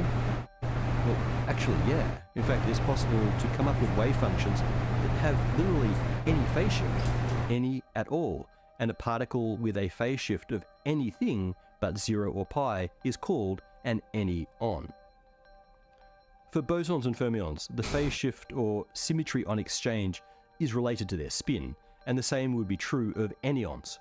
That means anyons should be able to have any spin, not just half or full integer spins.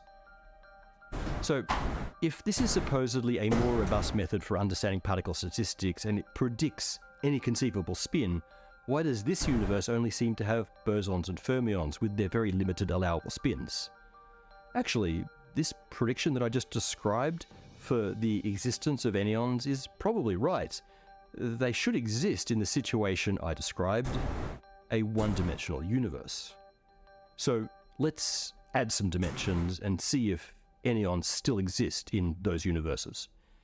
If we have two electrons moving in 2 dimensions, we would normally need a 4-dimensional configuration space, that's 2D for each electron. But we have a trick to get around this. We only care about the locations of the electrons relative to each other, so imagine our axes move around with the electrons. All we need is the distance between the electrons and their orientation with respect to each other. We call this center of mass coordinates, and it gives us a 2D configuration space for our 2 electrons in 2 spatial dimensions. This is what it looks like for the electrons to move around in real space and this new configuration space. Distance between them gets smaller and the configuration moves towards 0 separation. And also the position of the center of mass rises. Once again, the indistinguishability of the particles means some of the new configuration space is redundant. Whenever they pass through 0 separation, we don't know whether they passed by each other or deflected back the way they came. This has the effect of eliminating half the plane because we can never tell which particle is to the left or to the right. But oddly enough, when the configuration reaches this border, it doesn't quite bounce back, rather it Pac-Mans to the other side. In this case, to be able to describe continuous non-Pac-Man-like motion, we have to do a little arts and crafts. We fold the remaining half of the configuration space to join at the edges. Now that same motion in this space looks like moving around a cone. If our 2-electron system makes one circuit around the cone, it means the electrons must have passed the Pac-Man boundary, so they must have passed very close to each other, so we lost track of which is which. This is the equivalent of bouncing off the boundary in the 1D case. It also means that the 2-particle wave function picks up a phase shift as it does this. If our particles are anyons, that phase shift could be anything. If we want to reverse that phase shift, we just have the system retrace its steps. If the phase shift for a clockwise motion in configuration space is some value eta, then the shift for an anti-clockwise shift must be minus that, minus eta. This has to be the case because rewinding things should subtract the phase shift that was added. For the 2D case, that phase shift can be anything we want, therefore 2D anyons should exist. Okay, so what about a universe more like our own, with 3 spatial dimensions? If we have 2 particles moving in 3 dimensions, we need a 6-dimensional configuration space to represent it. And even with tricks like center of mass coordinates, we still have a 4D space, which isn't going to be easy to represent on your 2D screen. What we can do instead is restrict our particles to a 2D plane in that 3D space. If we do that, the configuration space looks just like our previous one where the actual universe was 2D. But there's a difference in the case of the 2D plane embedded in our 3D universe compared to an actual 2D universe. See, in a 2D universe, you can't see the plane of motion from any other direction. But in a 3D one, you can. And believe it or not, it's your ability to do that that ultimately makes anyons impossible. What do I mean by that? Remember the configuration space for the 2D What's the point of introducing them then? Motion around the cone introduces a phase shift, and motion in the opposite direction introduces the negative of the same shift. In the 2D slice in our 3D universe, that should be exactly the same. Pass 2 indistinguishable particles through the same point, and they pick up one phase shift. Pass them backwards, and they should pick up the negative to return to their initial state. In configuration space, the 2D slice of our 3D universe should give opposite phase shifts for clockwise versus counterclockwise motion. But now that we're in 3D space, we can do something that we couldn't in 2D space. We can rotate our point of view in the new dimension. Think of this as like looking at a transparent clock from the front and then looking at it from the back. Clockwise will look like counterclockwise, even though the clock itself is moving in the exact same way. If we change our reference frame by rotating it 180 degrees, the motion looks different, as though reflected in a mirror. Now, if we construct the configuration space with respect to our new perspective, we see that motions are reversed. Clockwise becomes counterclockwise and vice versa. But this time, we reverse the apparent particle motion by changing our frame of reference, not by moving the particles differently. So really, there should be no difference to the phase shift compared to previously. But why should the quantum nature of electrons care about which way we are facing? After all, two observers could be facing different directions and should observe the same phase shift. On the other hand, if we really did cause those particles to reverse their path, we would have counterclockwise motion on configuration space, and we would expect a negative phase shift. So it seems we have a contradiction. How can this clockwise or counterclockwise motion both give opposite signed phase shifts and also have the same size phase shifts? Well, they can't really, but... Well, maybe we're just looking at the other side of the electron then. That's doing the shifting. One does a positive phase shift on this side, and a negative shift on this side. The only valid answer is if the ultimate effect on the wave function is the same, because then there's no way to distinguish why the rotation direction flipped. Remember that the effect of a phase shift on the wave function is to multiply that wave function by e to the power of I times pi times the shift. But e to the power of I times pi times eta is not equal to e to the power of minus I times pi times eta. That is, unless eta is an integer. Then, the effect of a positive or negative shift on the wave function is identical.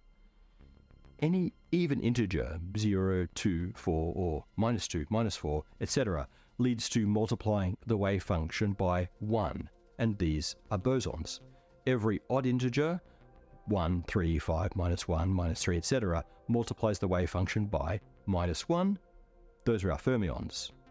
So long story short, in a 3D universe, the particle exchange symmetry has to work the same no matter the orientation of the system or the observer. That allows only phase shifts that are multiples of pi, which in turn translates to only bosons or fermions, depending on whether it's an even or odd multiple. Any other shift is disallowed because it breaks the universe, which means anyons can't exist in any universe with 3 or more dimensions. But in a 1 or 2D universe, there's no way to view the particle motion from a different orientation in a way that reflects clockwise to counterclockwise. Therefore, non-integer shifts don't break anything, and anyons are possible. So what is the use of all this? Well, besides being a beautiful explanation of the origin of bosons and fermions, perhaps it does allow us to make anyons in this universe after all. Just last year, a team in France figured out that if you stick very specific alloys together, the electrons in between them are sort of trapped, and they can only move through the 2D surface where the metals touch. Then, by carefully applying magnetic fields, they can give these particles more or less spin than what they should normally have, and as a result, they behave like anyons.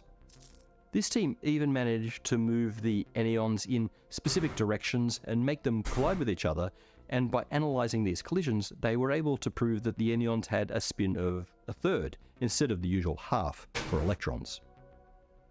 Anyons could also be useful in quantum computing. Quantum computers work by controlling the flow of probability between two possibilities, but with anyons, probability can flow in more directions, allowing quantum computers to do more complex algorithms, or even Michio Kaku said that quantum computers can have qubits that spin in any direction. He was lying then. In ways that are more resistant to noise. We know that all of this is possible, but we are still years away from a quantum computer based on anyons. And there are many other potential applications besides these. Nature intended to give us only fermions and bosons to work with. but by looking very closely at how probability behaves in lower dimensions, we were able to find a treasure trove of infinitely many particles with strange properties. They cannot exist without our help, but we are now learning how to promote these strange low-dimensional entities up into our 3+1 dimensional spacetime. We'd like to thank Nord.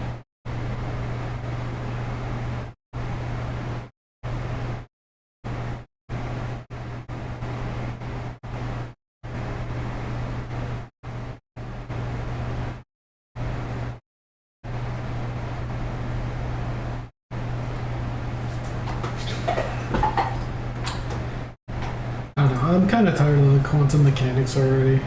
I'm just more interested in the string theory now.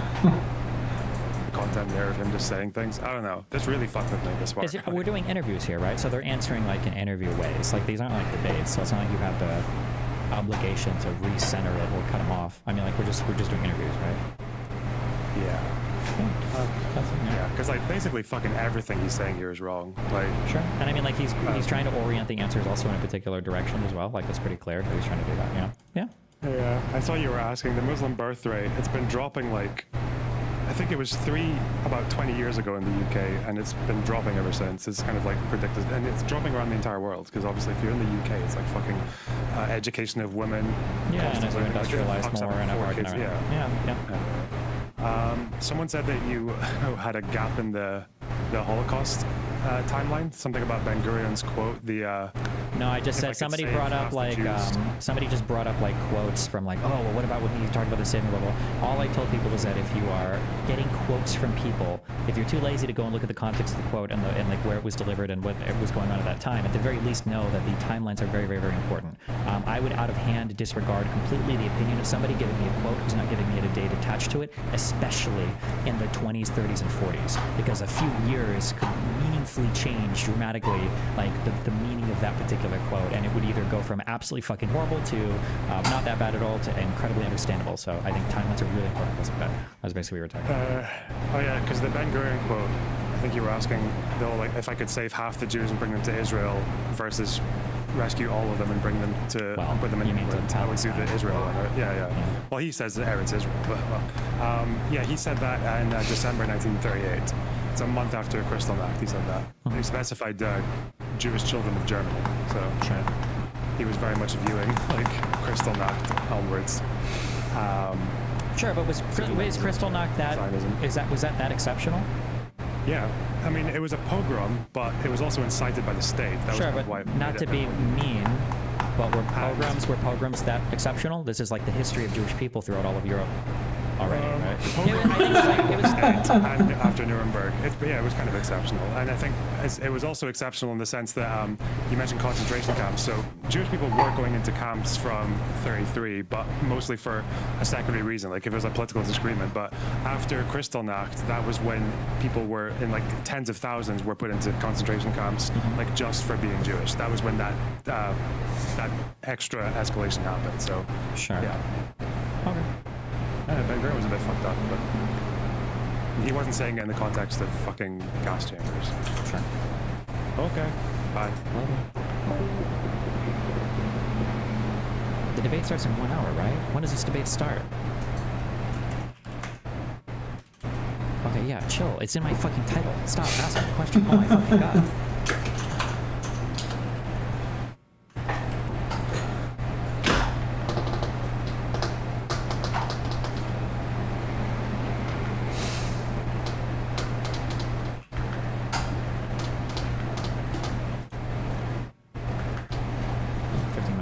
And to downgrade the truth to the level of narrative.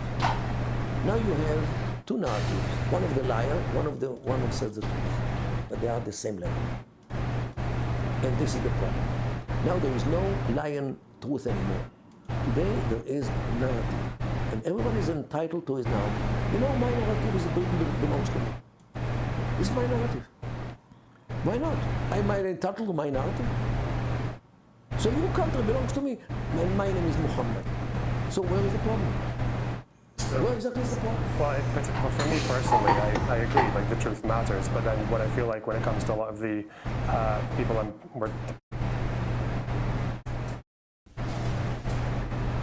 Doc, are you kidding me, Ice? Listen, he's got a niche type of thing going for him. Ice Poseidon, that guy, his content, take it or leave it, you know. And I wish I could go back and just rock my bald head now. And as you get older, you'll understand that. So if you're scared to let it go, it's time to let it go. Just shave. I've been through a lot this year. Like, this year has been like, and you know, a lot of people, when they look at it, instead of looking like, I'm 34, so I'm like experiencing something at 34. That's not a new clip. That's obviously old. There's no way he's going live. Dr. Disrespect is definitely not going live. You might not go live ever again. Right now hasn't experienced that yet because it's something that might happen later on in your life, like a midlife crisis. What else, like, what advice would you have to give right now? Because I was actually talking to Nadeem, and it's like, I love how the Kick Clips guy hates Sneeko so much that he just puts a thing over his face every single time. it's very clear that your goal is to become a motivational speaker. And you talk about that quite a bit. I think you have it. There's something about your delivery and everything you do, your essence, that I can see that being your Wasn't Sneeko defending Dr. Disrespect? That's when you become go-to. Was he? And then he also is hanging out with Zerka again. Everything like that, your final form is that. Yeah, no, and I believe that. And I know that might sound crazy based on everything that I've gone through, but that's the qualification. Google Jerry Seinfeld 17. Let me think. No? Are you fucking dumb? For doing what I'm about to do. Like, would you rather listen to somebody who is giving you the Yeah, I know. Get off my dick, get off my dick, get off my dick, get off my dick, get off my dick, get off my dick. I've always loved being on stage. Shut the fuck up. When I used to tour, I used to be on stage all the time, so I love stage. So I think, like, whenever I envision my future, it's always on stage. Great, I created a simp army. Yeah, and you guys call me a simp. Stable Ronaldo banned on Twitch. And I'm not here to put Ice down. I will forever be grateful to Ice for everything that he's done for me. I think that he is misinformed. Let's just put it that way, misinformed about my life. You know, so I had like one or two people reach out to me on Instagram and they were like, what do you think about this? And honestly, I'll just say it live now that Ice lives in his own world, and I think he's just not up.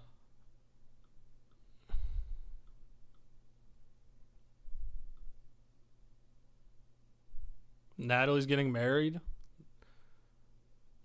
I'm never talking to her.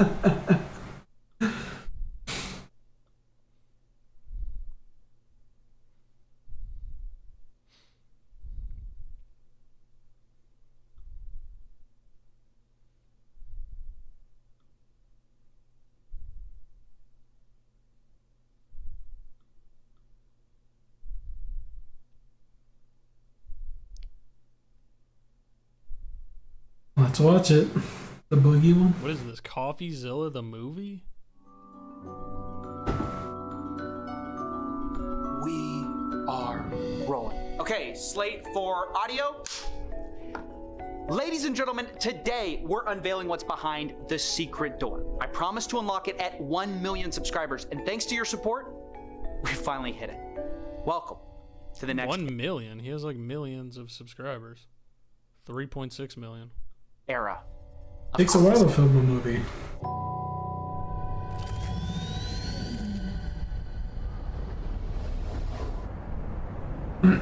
I recorded that 2 years ago, and I still haven't put out the 1 million subscriber special. So you're a little Scammer. behind. So what? You humans are so taken by round digit numbers. You know, there's something just as magical about the number 3,400,000. I can't do content outside, dude. What day is it? I'll do IRL tomorrow.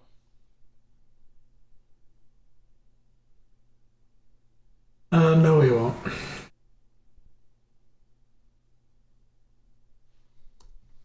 111. No, you don't seem to understand. I don't have a problem because I'm late. I'm late because I have a problem. Pretty sure you just pulled the lever. At least don't watch this absolute dog shit. What should I watch?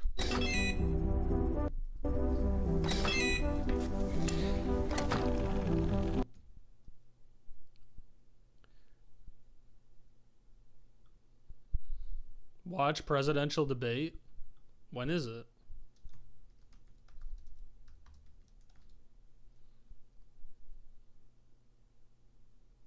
When is it?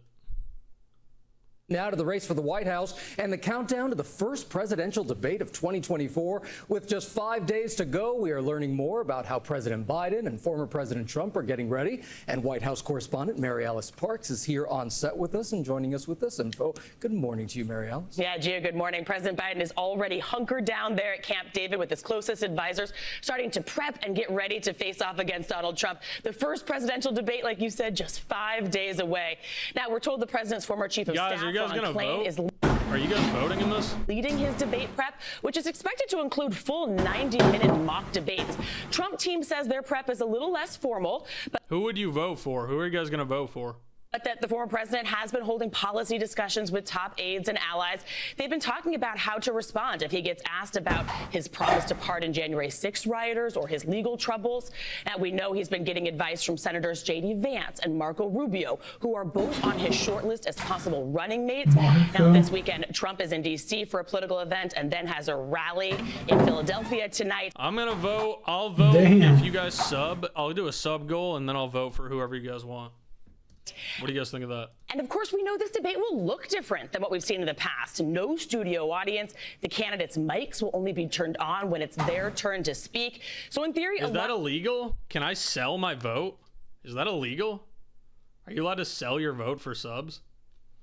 less of a shouting match. The Biden team hopes that that means the conversation will actually be centered more on policy. They think that plays to their advantage, though they do expect Trump to be a little more disciplined than he has been on the stuff. Now, it's interesting. They won a coin toss, so the president chose to be on the right side of your television screen. You can look forward to that. But Trump will get the last word in closing arguments. Gio. So many expected to watch. All right, Mary Alice, thank you. And Thursday night, right here on ABC, watch the CNN presidential debate simulcast. It all starts at 8 p.m. Eastern with the ABC News special Race for the White House with David Muir and the Nick White for president? All right, I want to be president. When is the debate? How do I? Is there a pre-thing? President of DoorDash. Voters, they are called the. I don't know anything about politics. It's a familiar tune. These are the people who don't like debate either begins in of 49 the choices. minutes. This is really the jump ball. This is the target for these two men on the stage because they potentially, based on what they see or don't see on that stage tonight, could perhaps. Is it going to be live on YouTube? Can I watch it? And go and vote and choose one of them come election day. If you look at our 538 Ipsos poll out just today, of those polled, 21% feel that they are double haters. They don't like either of the choices. But nearly half of those voters consider themselves triple haters. They don't like any of the choices, including RFK Jr. And so when you consider that in our last presidential election, it was decided by 44,000 votes in 3 swing states, these double haters matter. Well, and the double haters isn't a surprise to us. That's the political phrase they tell political pundits. We are pundits for the night, but that's the phrase that's out there. But I think just regular folks, you hear it all the time. You know, how did we get here again? Sure. How is it possibly President Biden and Donald Trump up on that stage all over again? But it is, and so let's get to our should Rick you be Klein, allowed to do? Been looking at the numbers over the course of many how weeks, old are these guys? Age. Telling me someone's gonna go to the voting booth and vote? Oh, yeah, there are millions. There'll be millions and millions. Describe to me. And it's not, you know, and they always said, and I'll repeat it again, it's not about voting for Joe Biden. It's the anti-Trump vote. And that's why they're going to vote for Biden. Otherwise, no one wants to vote for this clown. He's an economic disaster. His policies are horrible. And it's so expensive to do everything now. It's terrible. It's terrible out there. Interest rates are sky high. Real estate is dead because of all his policies. They suck. End of story. Dad, there's this guy, there's a streamer friend of mine. He's got this squatter in his house in California. and the person's not paying rent, and he legally can't get this person out of the residence. So they've been trolling the person constantly to get them out, to get the girl out of the house. I'm saying, what are we doing here? I don't understand what's going on. Well, that's liberalism, which is a mental disorder. Is cousin Corey actually transgender? I love it. I'm not. I haven't seen him. He's just farming his dad. Why is everyone telling me he's transgender though? I don't know. I don't know anything about him. Your cousin, I don't know. Like I told you, I only saw him when he was 13 years old. That's it. It's been a long time. All right, I want you to just look at me to see if I've gained or lost weight. Yes, son. I'm driving a car. I'm okay, you're fine. You look good. You look good. Lost or gained weight? I think you lost a little. Okay. What are you A doing? little. How much? You got a scale, so watch your weight. You should hit the gym, big guy. I don't know why you're so anti-gym. Dude, because Justin made me anti-gym. You don't have to do it just because your brother is, lucky. You don't have to. How stupid? I'm saying, how stupid does he look then? No, he's lost a lot of weight now. He looks a little bit more normal. I want to beat the fuck out of Justin for looking like that. What an idiot. Well, he's trimmed down now. I hope he trims out more. I hope he does. Dad, do you remember the one time that before I stopped doing heroin, I made you take me to the west side of Chicago to buy me drugs in 2000? Yeah, I remember. It was on more than one occasion, son. How many times did I have you take me to the west side of Chicago to buy me drugs? I'd say it was probably about 3 to 5, between 3 and 6 times, something like that. I don't remember exactly, but it was at least 3. No Jesus Christ. What was the worst thing Enable her dad. when I was in my addiction? doing that. Okay, what about the stealing and the going to jail and everything Well, else? yeah, I mean, you were pawning all my TV sets. I remember that. That was cool. My flat screen TVs, you pawned them all. How many times did I pawn those motherfuckers? Yeah, I would buy them back and you would pawn them again. Remember the iPhone pawning? Yeah, I remember that. Yeah. Pissed about it.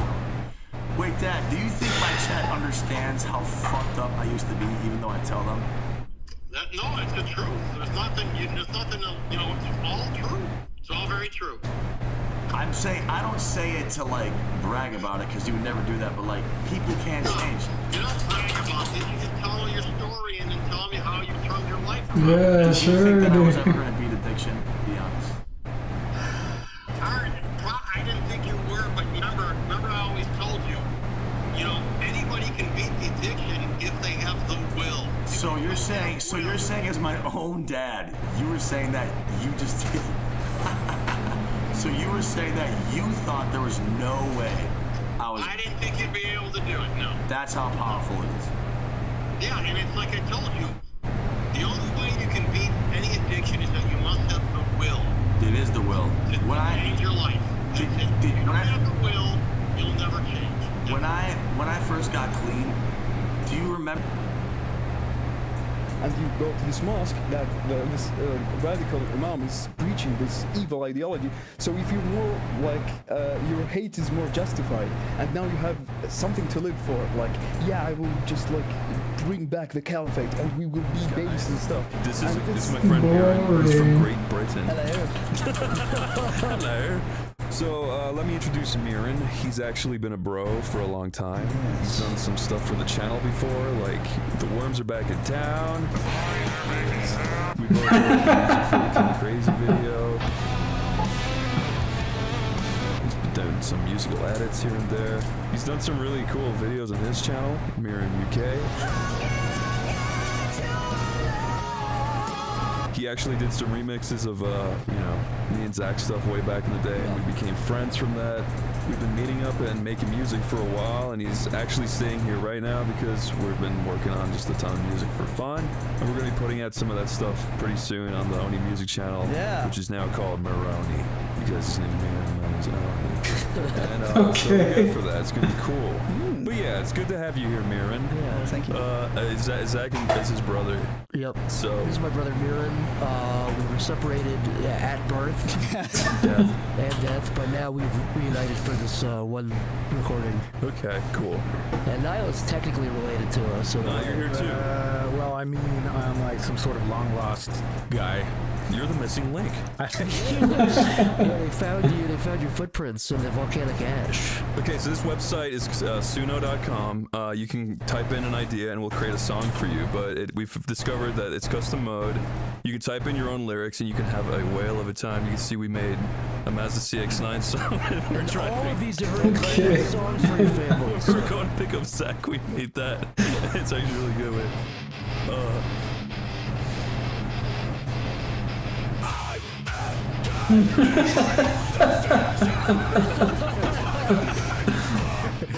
Driving past swine.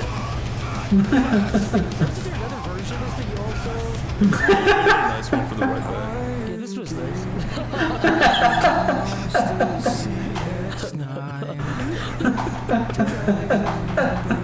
These guys can cry. Those guys are the Verge of Tears.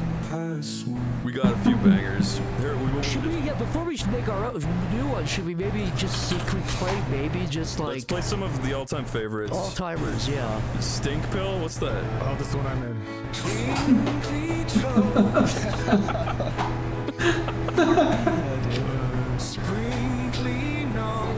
That's nuts. This is the coolest song I've ever heard in my entire life. It's based on true events, right? It's real, yeah. This was based on true events. This is one of the most famous transcripts in the history. So yeah, it's been a while since the last history of Power Rangers. So I need to address a couple of things that have cropped up. Yes, I'm aware of the David Jost interview. Yes, I'm aware Power Rangers that is coming to Nickelodeon in 2011. Just wait for it, dude. It gets fucking insane.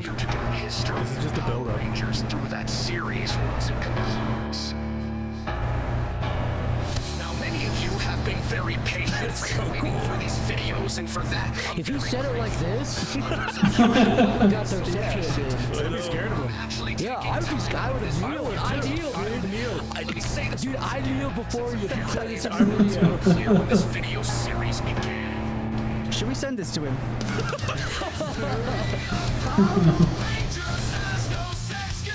Imagine us playing.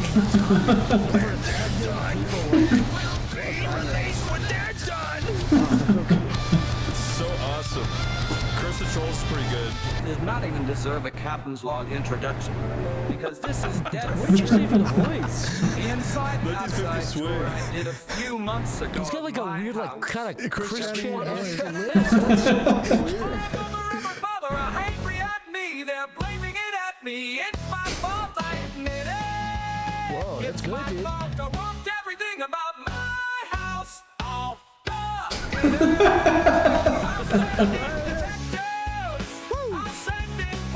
I'm fully behind you, Chris. Do whatever you gotta do to get rid of those trolls. I'll help, dude. Yeah, I'll join you. I'll join your love quest too. Listen to me. Yes! Shut that goddamn thing off! What you do, you get all that stuff off of there. Work on it till you realize something. This is like the Chris Chan, like, sitcom intro. Starring Bob Chandler. I'd love to see this synced up with the original video. Yeah,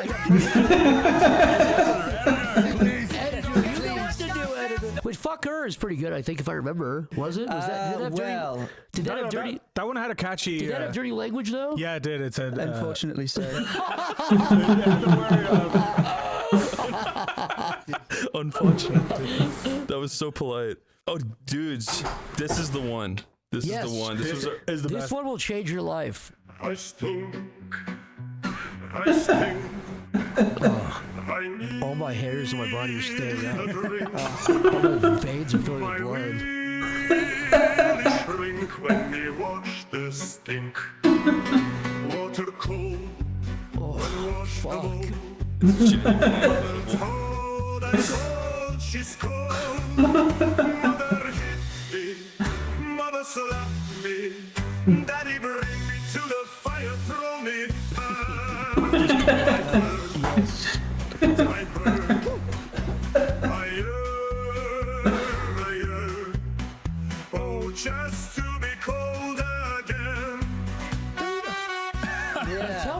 not something we've said amongst ourselves, but that's like that's like right out of Fiddler on the Roof. Can we if all not do? better. Can we please all do? Can we sing this along with this?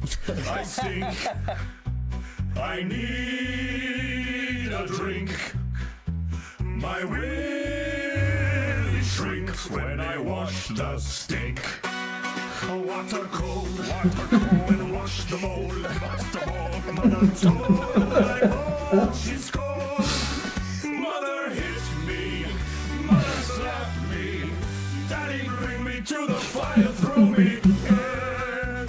I burn, I burn, I burn, I burn. I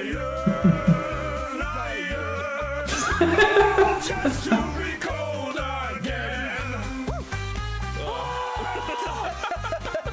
Just to be cold again. All right, now that we have the backstory. Yep, backstory. Thank you. Now that we Fucking no, sorry. We have a premise now. So we're gonna use this website to create a song together as friends. But then when we have all the good ideas, Mirren is going to create the ultimate cover. Yeah. And you're gonna do a good job. Yeah, challenge accepted. You're talking like a baby. You're gonna do a good job. You gonna do a good job, Mirren? All right. So what? It's called the baby song. What did Mirren just say again? He goes, unfortunately, so. Mirren, that was cool shit you ever did. All right. So now what? Okay, so let's start. Okay. Let's write who gets lyrics. turned into a baby. Okay. That's just one idea. A man drinks a potion. It reminds him of lotion. Motion by motion in the ocean. Yeah, just say that. He crawls. It's nothing to do with anything but it rhymes. He crawls out the ocean. Motion by motion, he crawls. Motion by motion, he crawls at the ocean. As a baby. Okay. Now he has the head of a baby. And his arms are doing that too. What? They have. Wait, doing what? Turning into a baby as well? They're turning into a baby as well. Fucking rhyme. And he has green poo. This is his personal hell. That's cool. He is not doing well. Oh, that's 4. So the chorus should you write the verse, or does it know to do that? It actually knows. Yeah, it does know. So, baby from the ocean. Goo goo gaga. Baby wants a man. Baby wants a man. Goo goo gaga. Goo goo gaga. Hoo hoo ha ha. Mom's my biggest fan. That's mommy. Mommy's my biggest fan. Mommy, go back to mommy. Oh, let's do a Saturday morning theme song. Yeah, Saturday morning cartoon. That's cool. Yeah, that's cool. And It might have some wacky voices. Baby from the ocean. Baby. This is genius. Baby of the ocean. Yeah, this is good. That's cool. Yeah. Okay, create. What Now is we ocean wait. baby? Oh, Mirren, what do you think it's gonna start like? Oh yeah, Mirren is a musical prodigy. Maybe piano, I don't know. Like a perhaps piano or a guitar. What if he's completely right and all you people mocking him? Look at the picture. Watch it start with piano. Oh, piano, dude. There we go. Holy You're shit. genius. A man drinks a potion, reminds me of lotion. Me? Motion by motion, he crawls out the ocean. Now he has the head of a baby, and his arms are doing that too. They're turning into a baby as well. This is his personal hell. Baby from the ocean. Baby wants a man.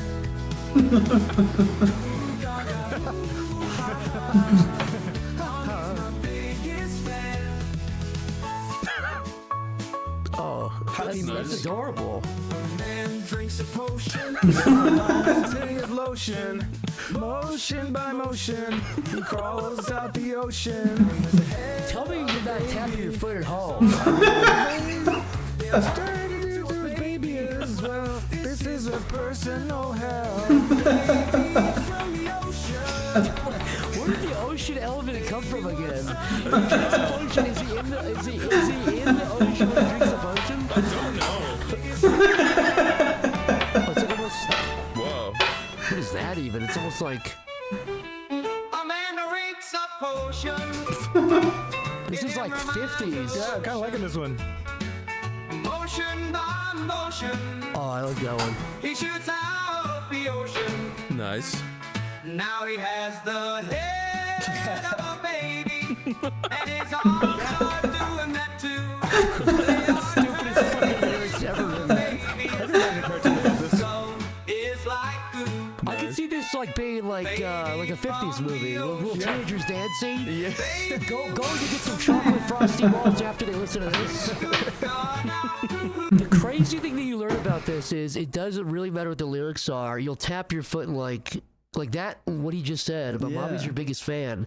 It hit me. I felt it. I saw your foot jiggle I felt along it. and you kind of I bounced felt in it. a It's bit a to it. stupid line, but I What felt this it. proves is you don't really need lyrics to be good Like at you said, all. it's just confidence. It's Purely confidence. Can we all make one next and just do a line each? Yeah, let's do it. Do a word each. like Mad Libs, yeah. Okay, could I? Do we have a theme, or should we just run into it head The first? first thing that came into my head was my wife. Okay. My wife. All right, we got that. Zach, your turn. My wife pulled her head off. Okay, and then my turn. It came off like a cork. Mira, this is you. This one's you. She dropped it on the ground. Nice. Now I'll fry her like pork. Now I'll fry it like pork. That's much better. Fried pork? I don't know. You do know. Yes, Her head was a sizzling. Her head was a sizzling. My goddamn baby girl. My penis was jizzling.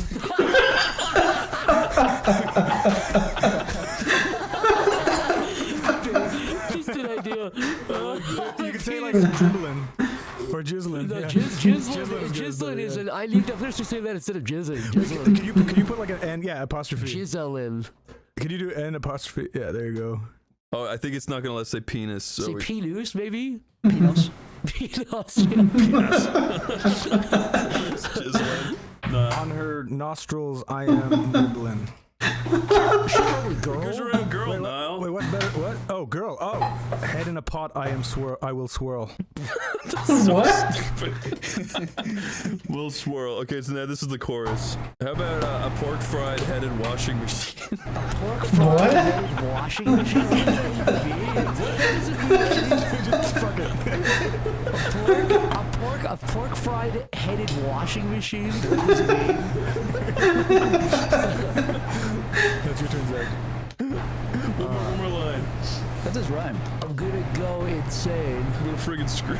I'm gonna friggin' scream. And then do do a bunch of screams after. Like A-H and a bunch of A's and just see what it does.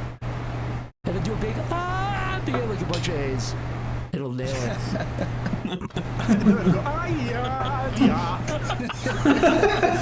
Let's see what we give it that.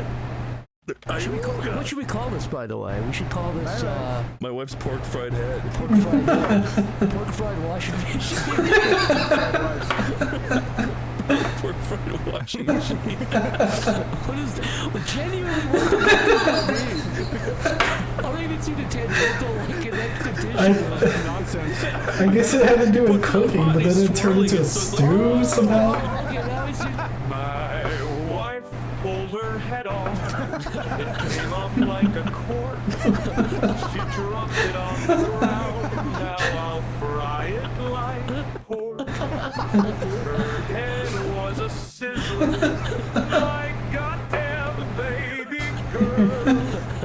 My peanuts chiseling. Perhaps. I will swirl. A pork fried head and washing machine. What does that even mean? I'm gonna friggin' scream.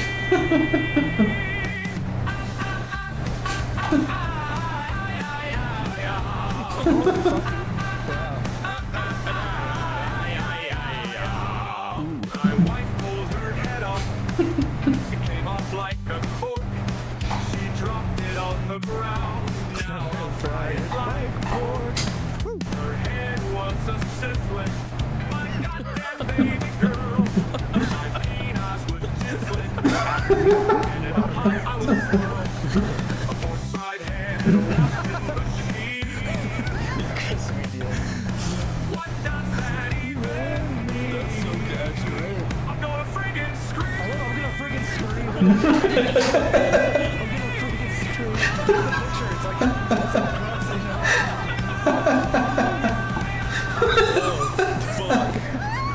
really good. Chris, you start with this first one here. Okay, Gollum from Lord of the Rings is stalking me in real life. S-O-L-E-L.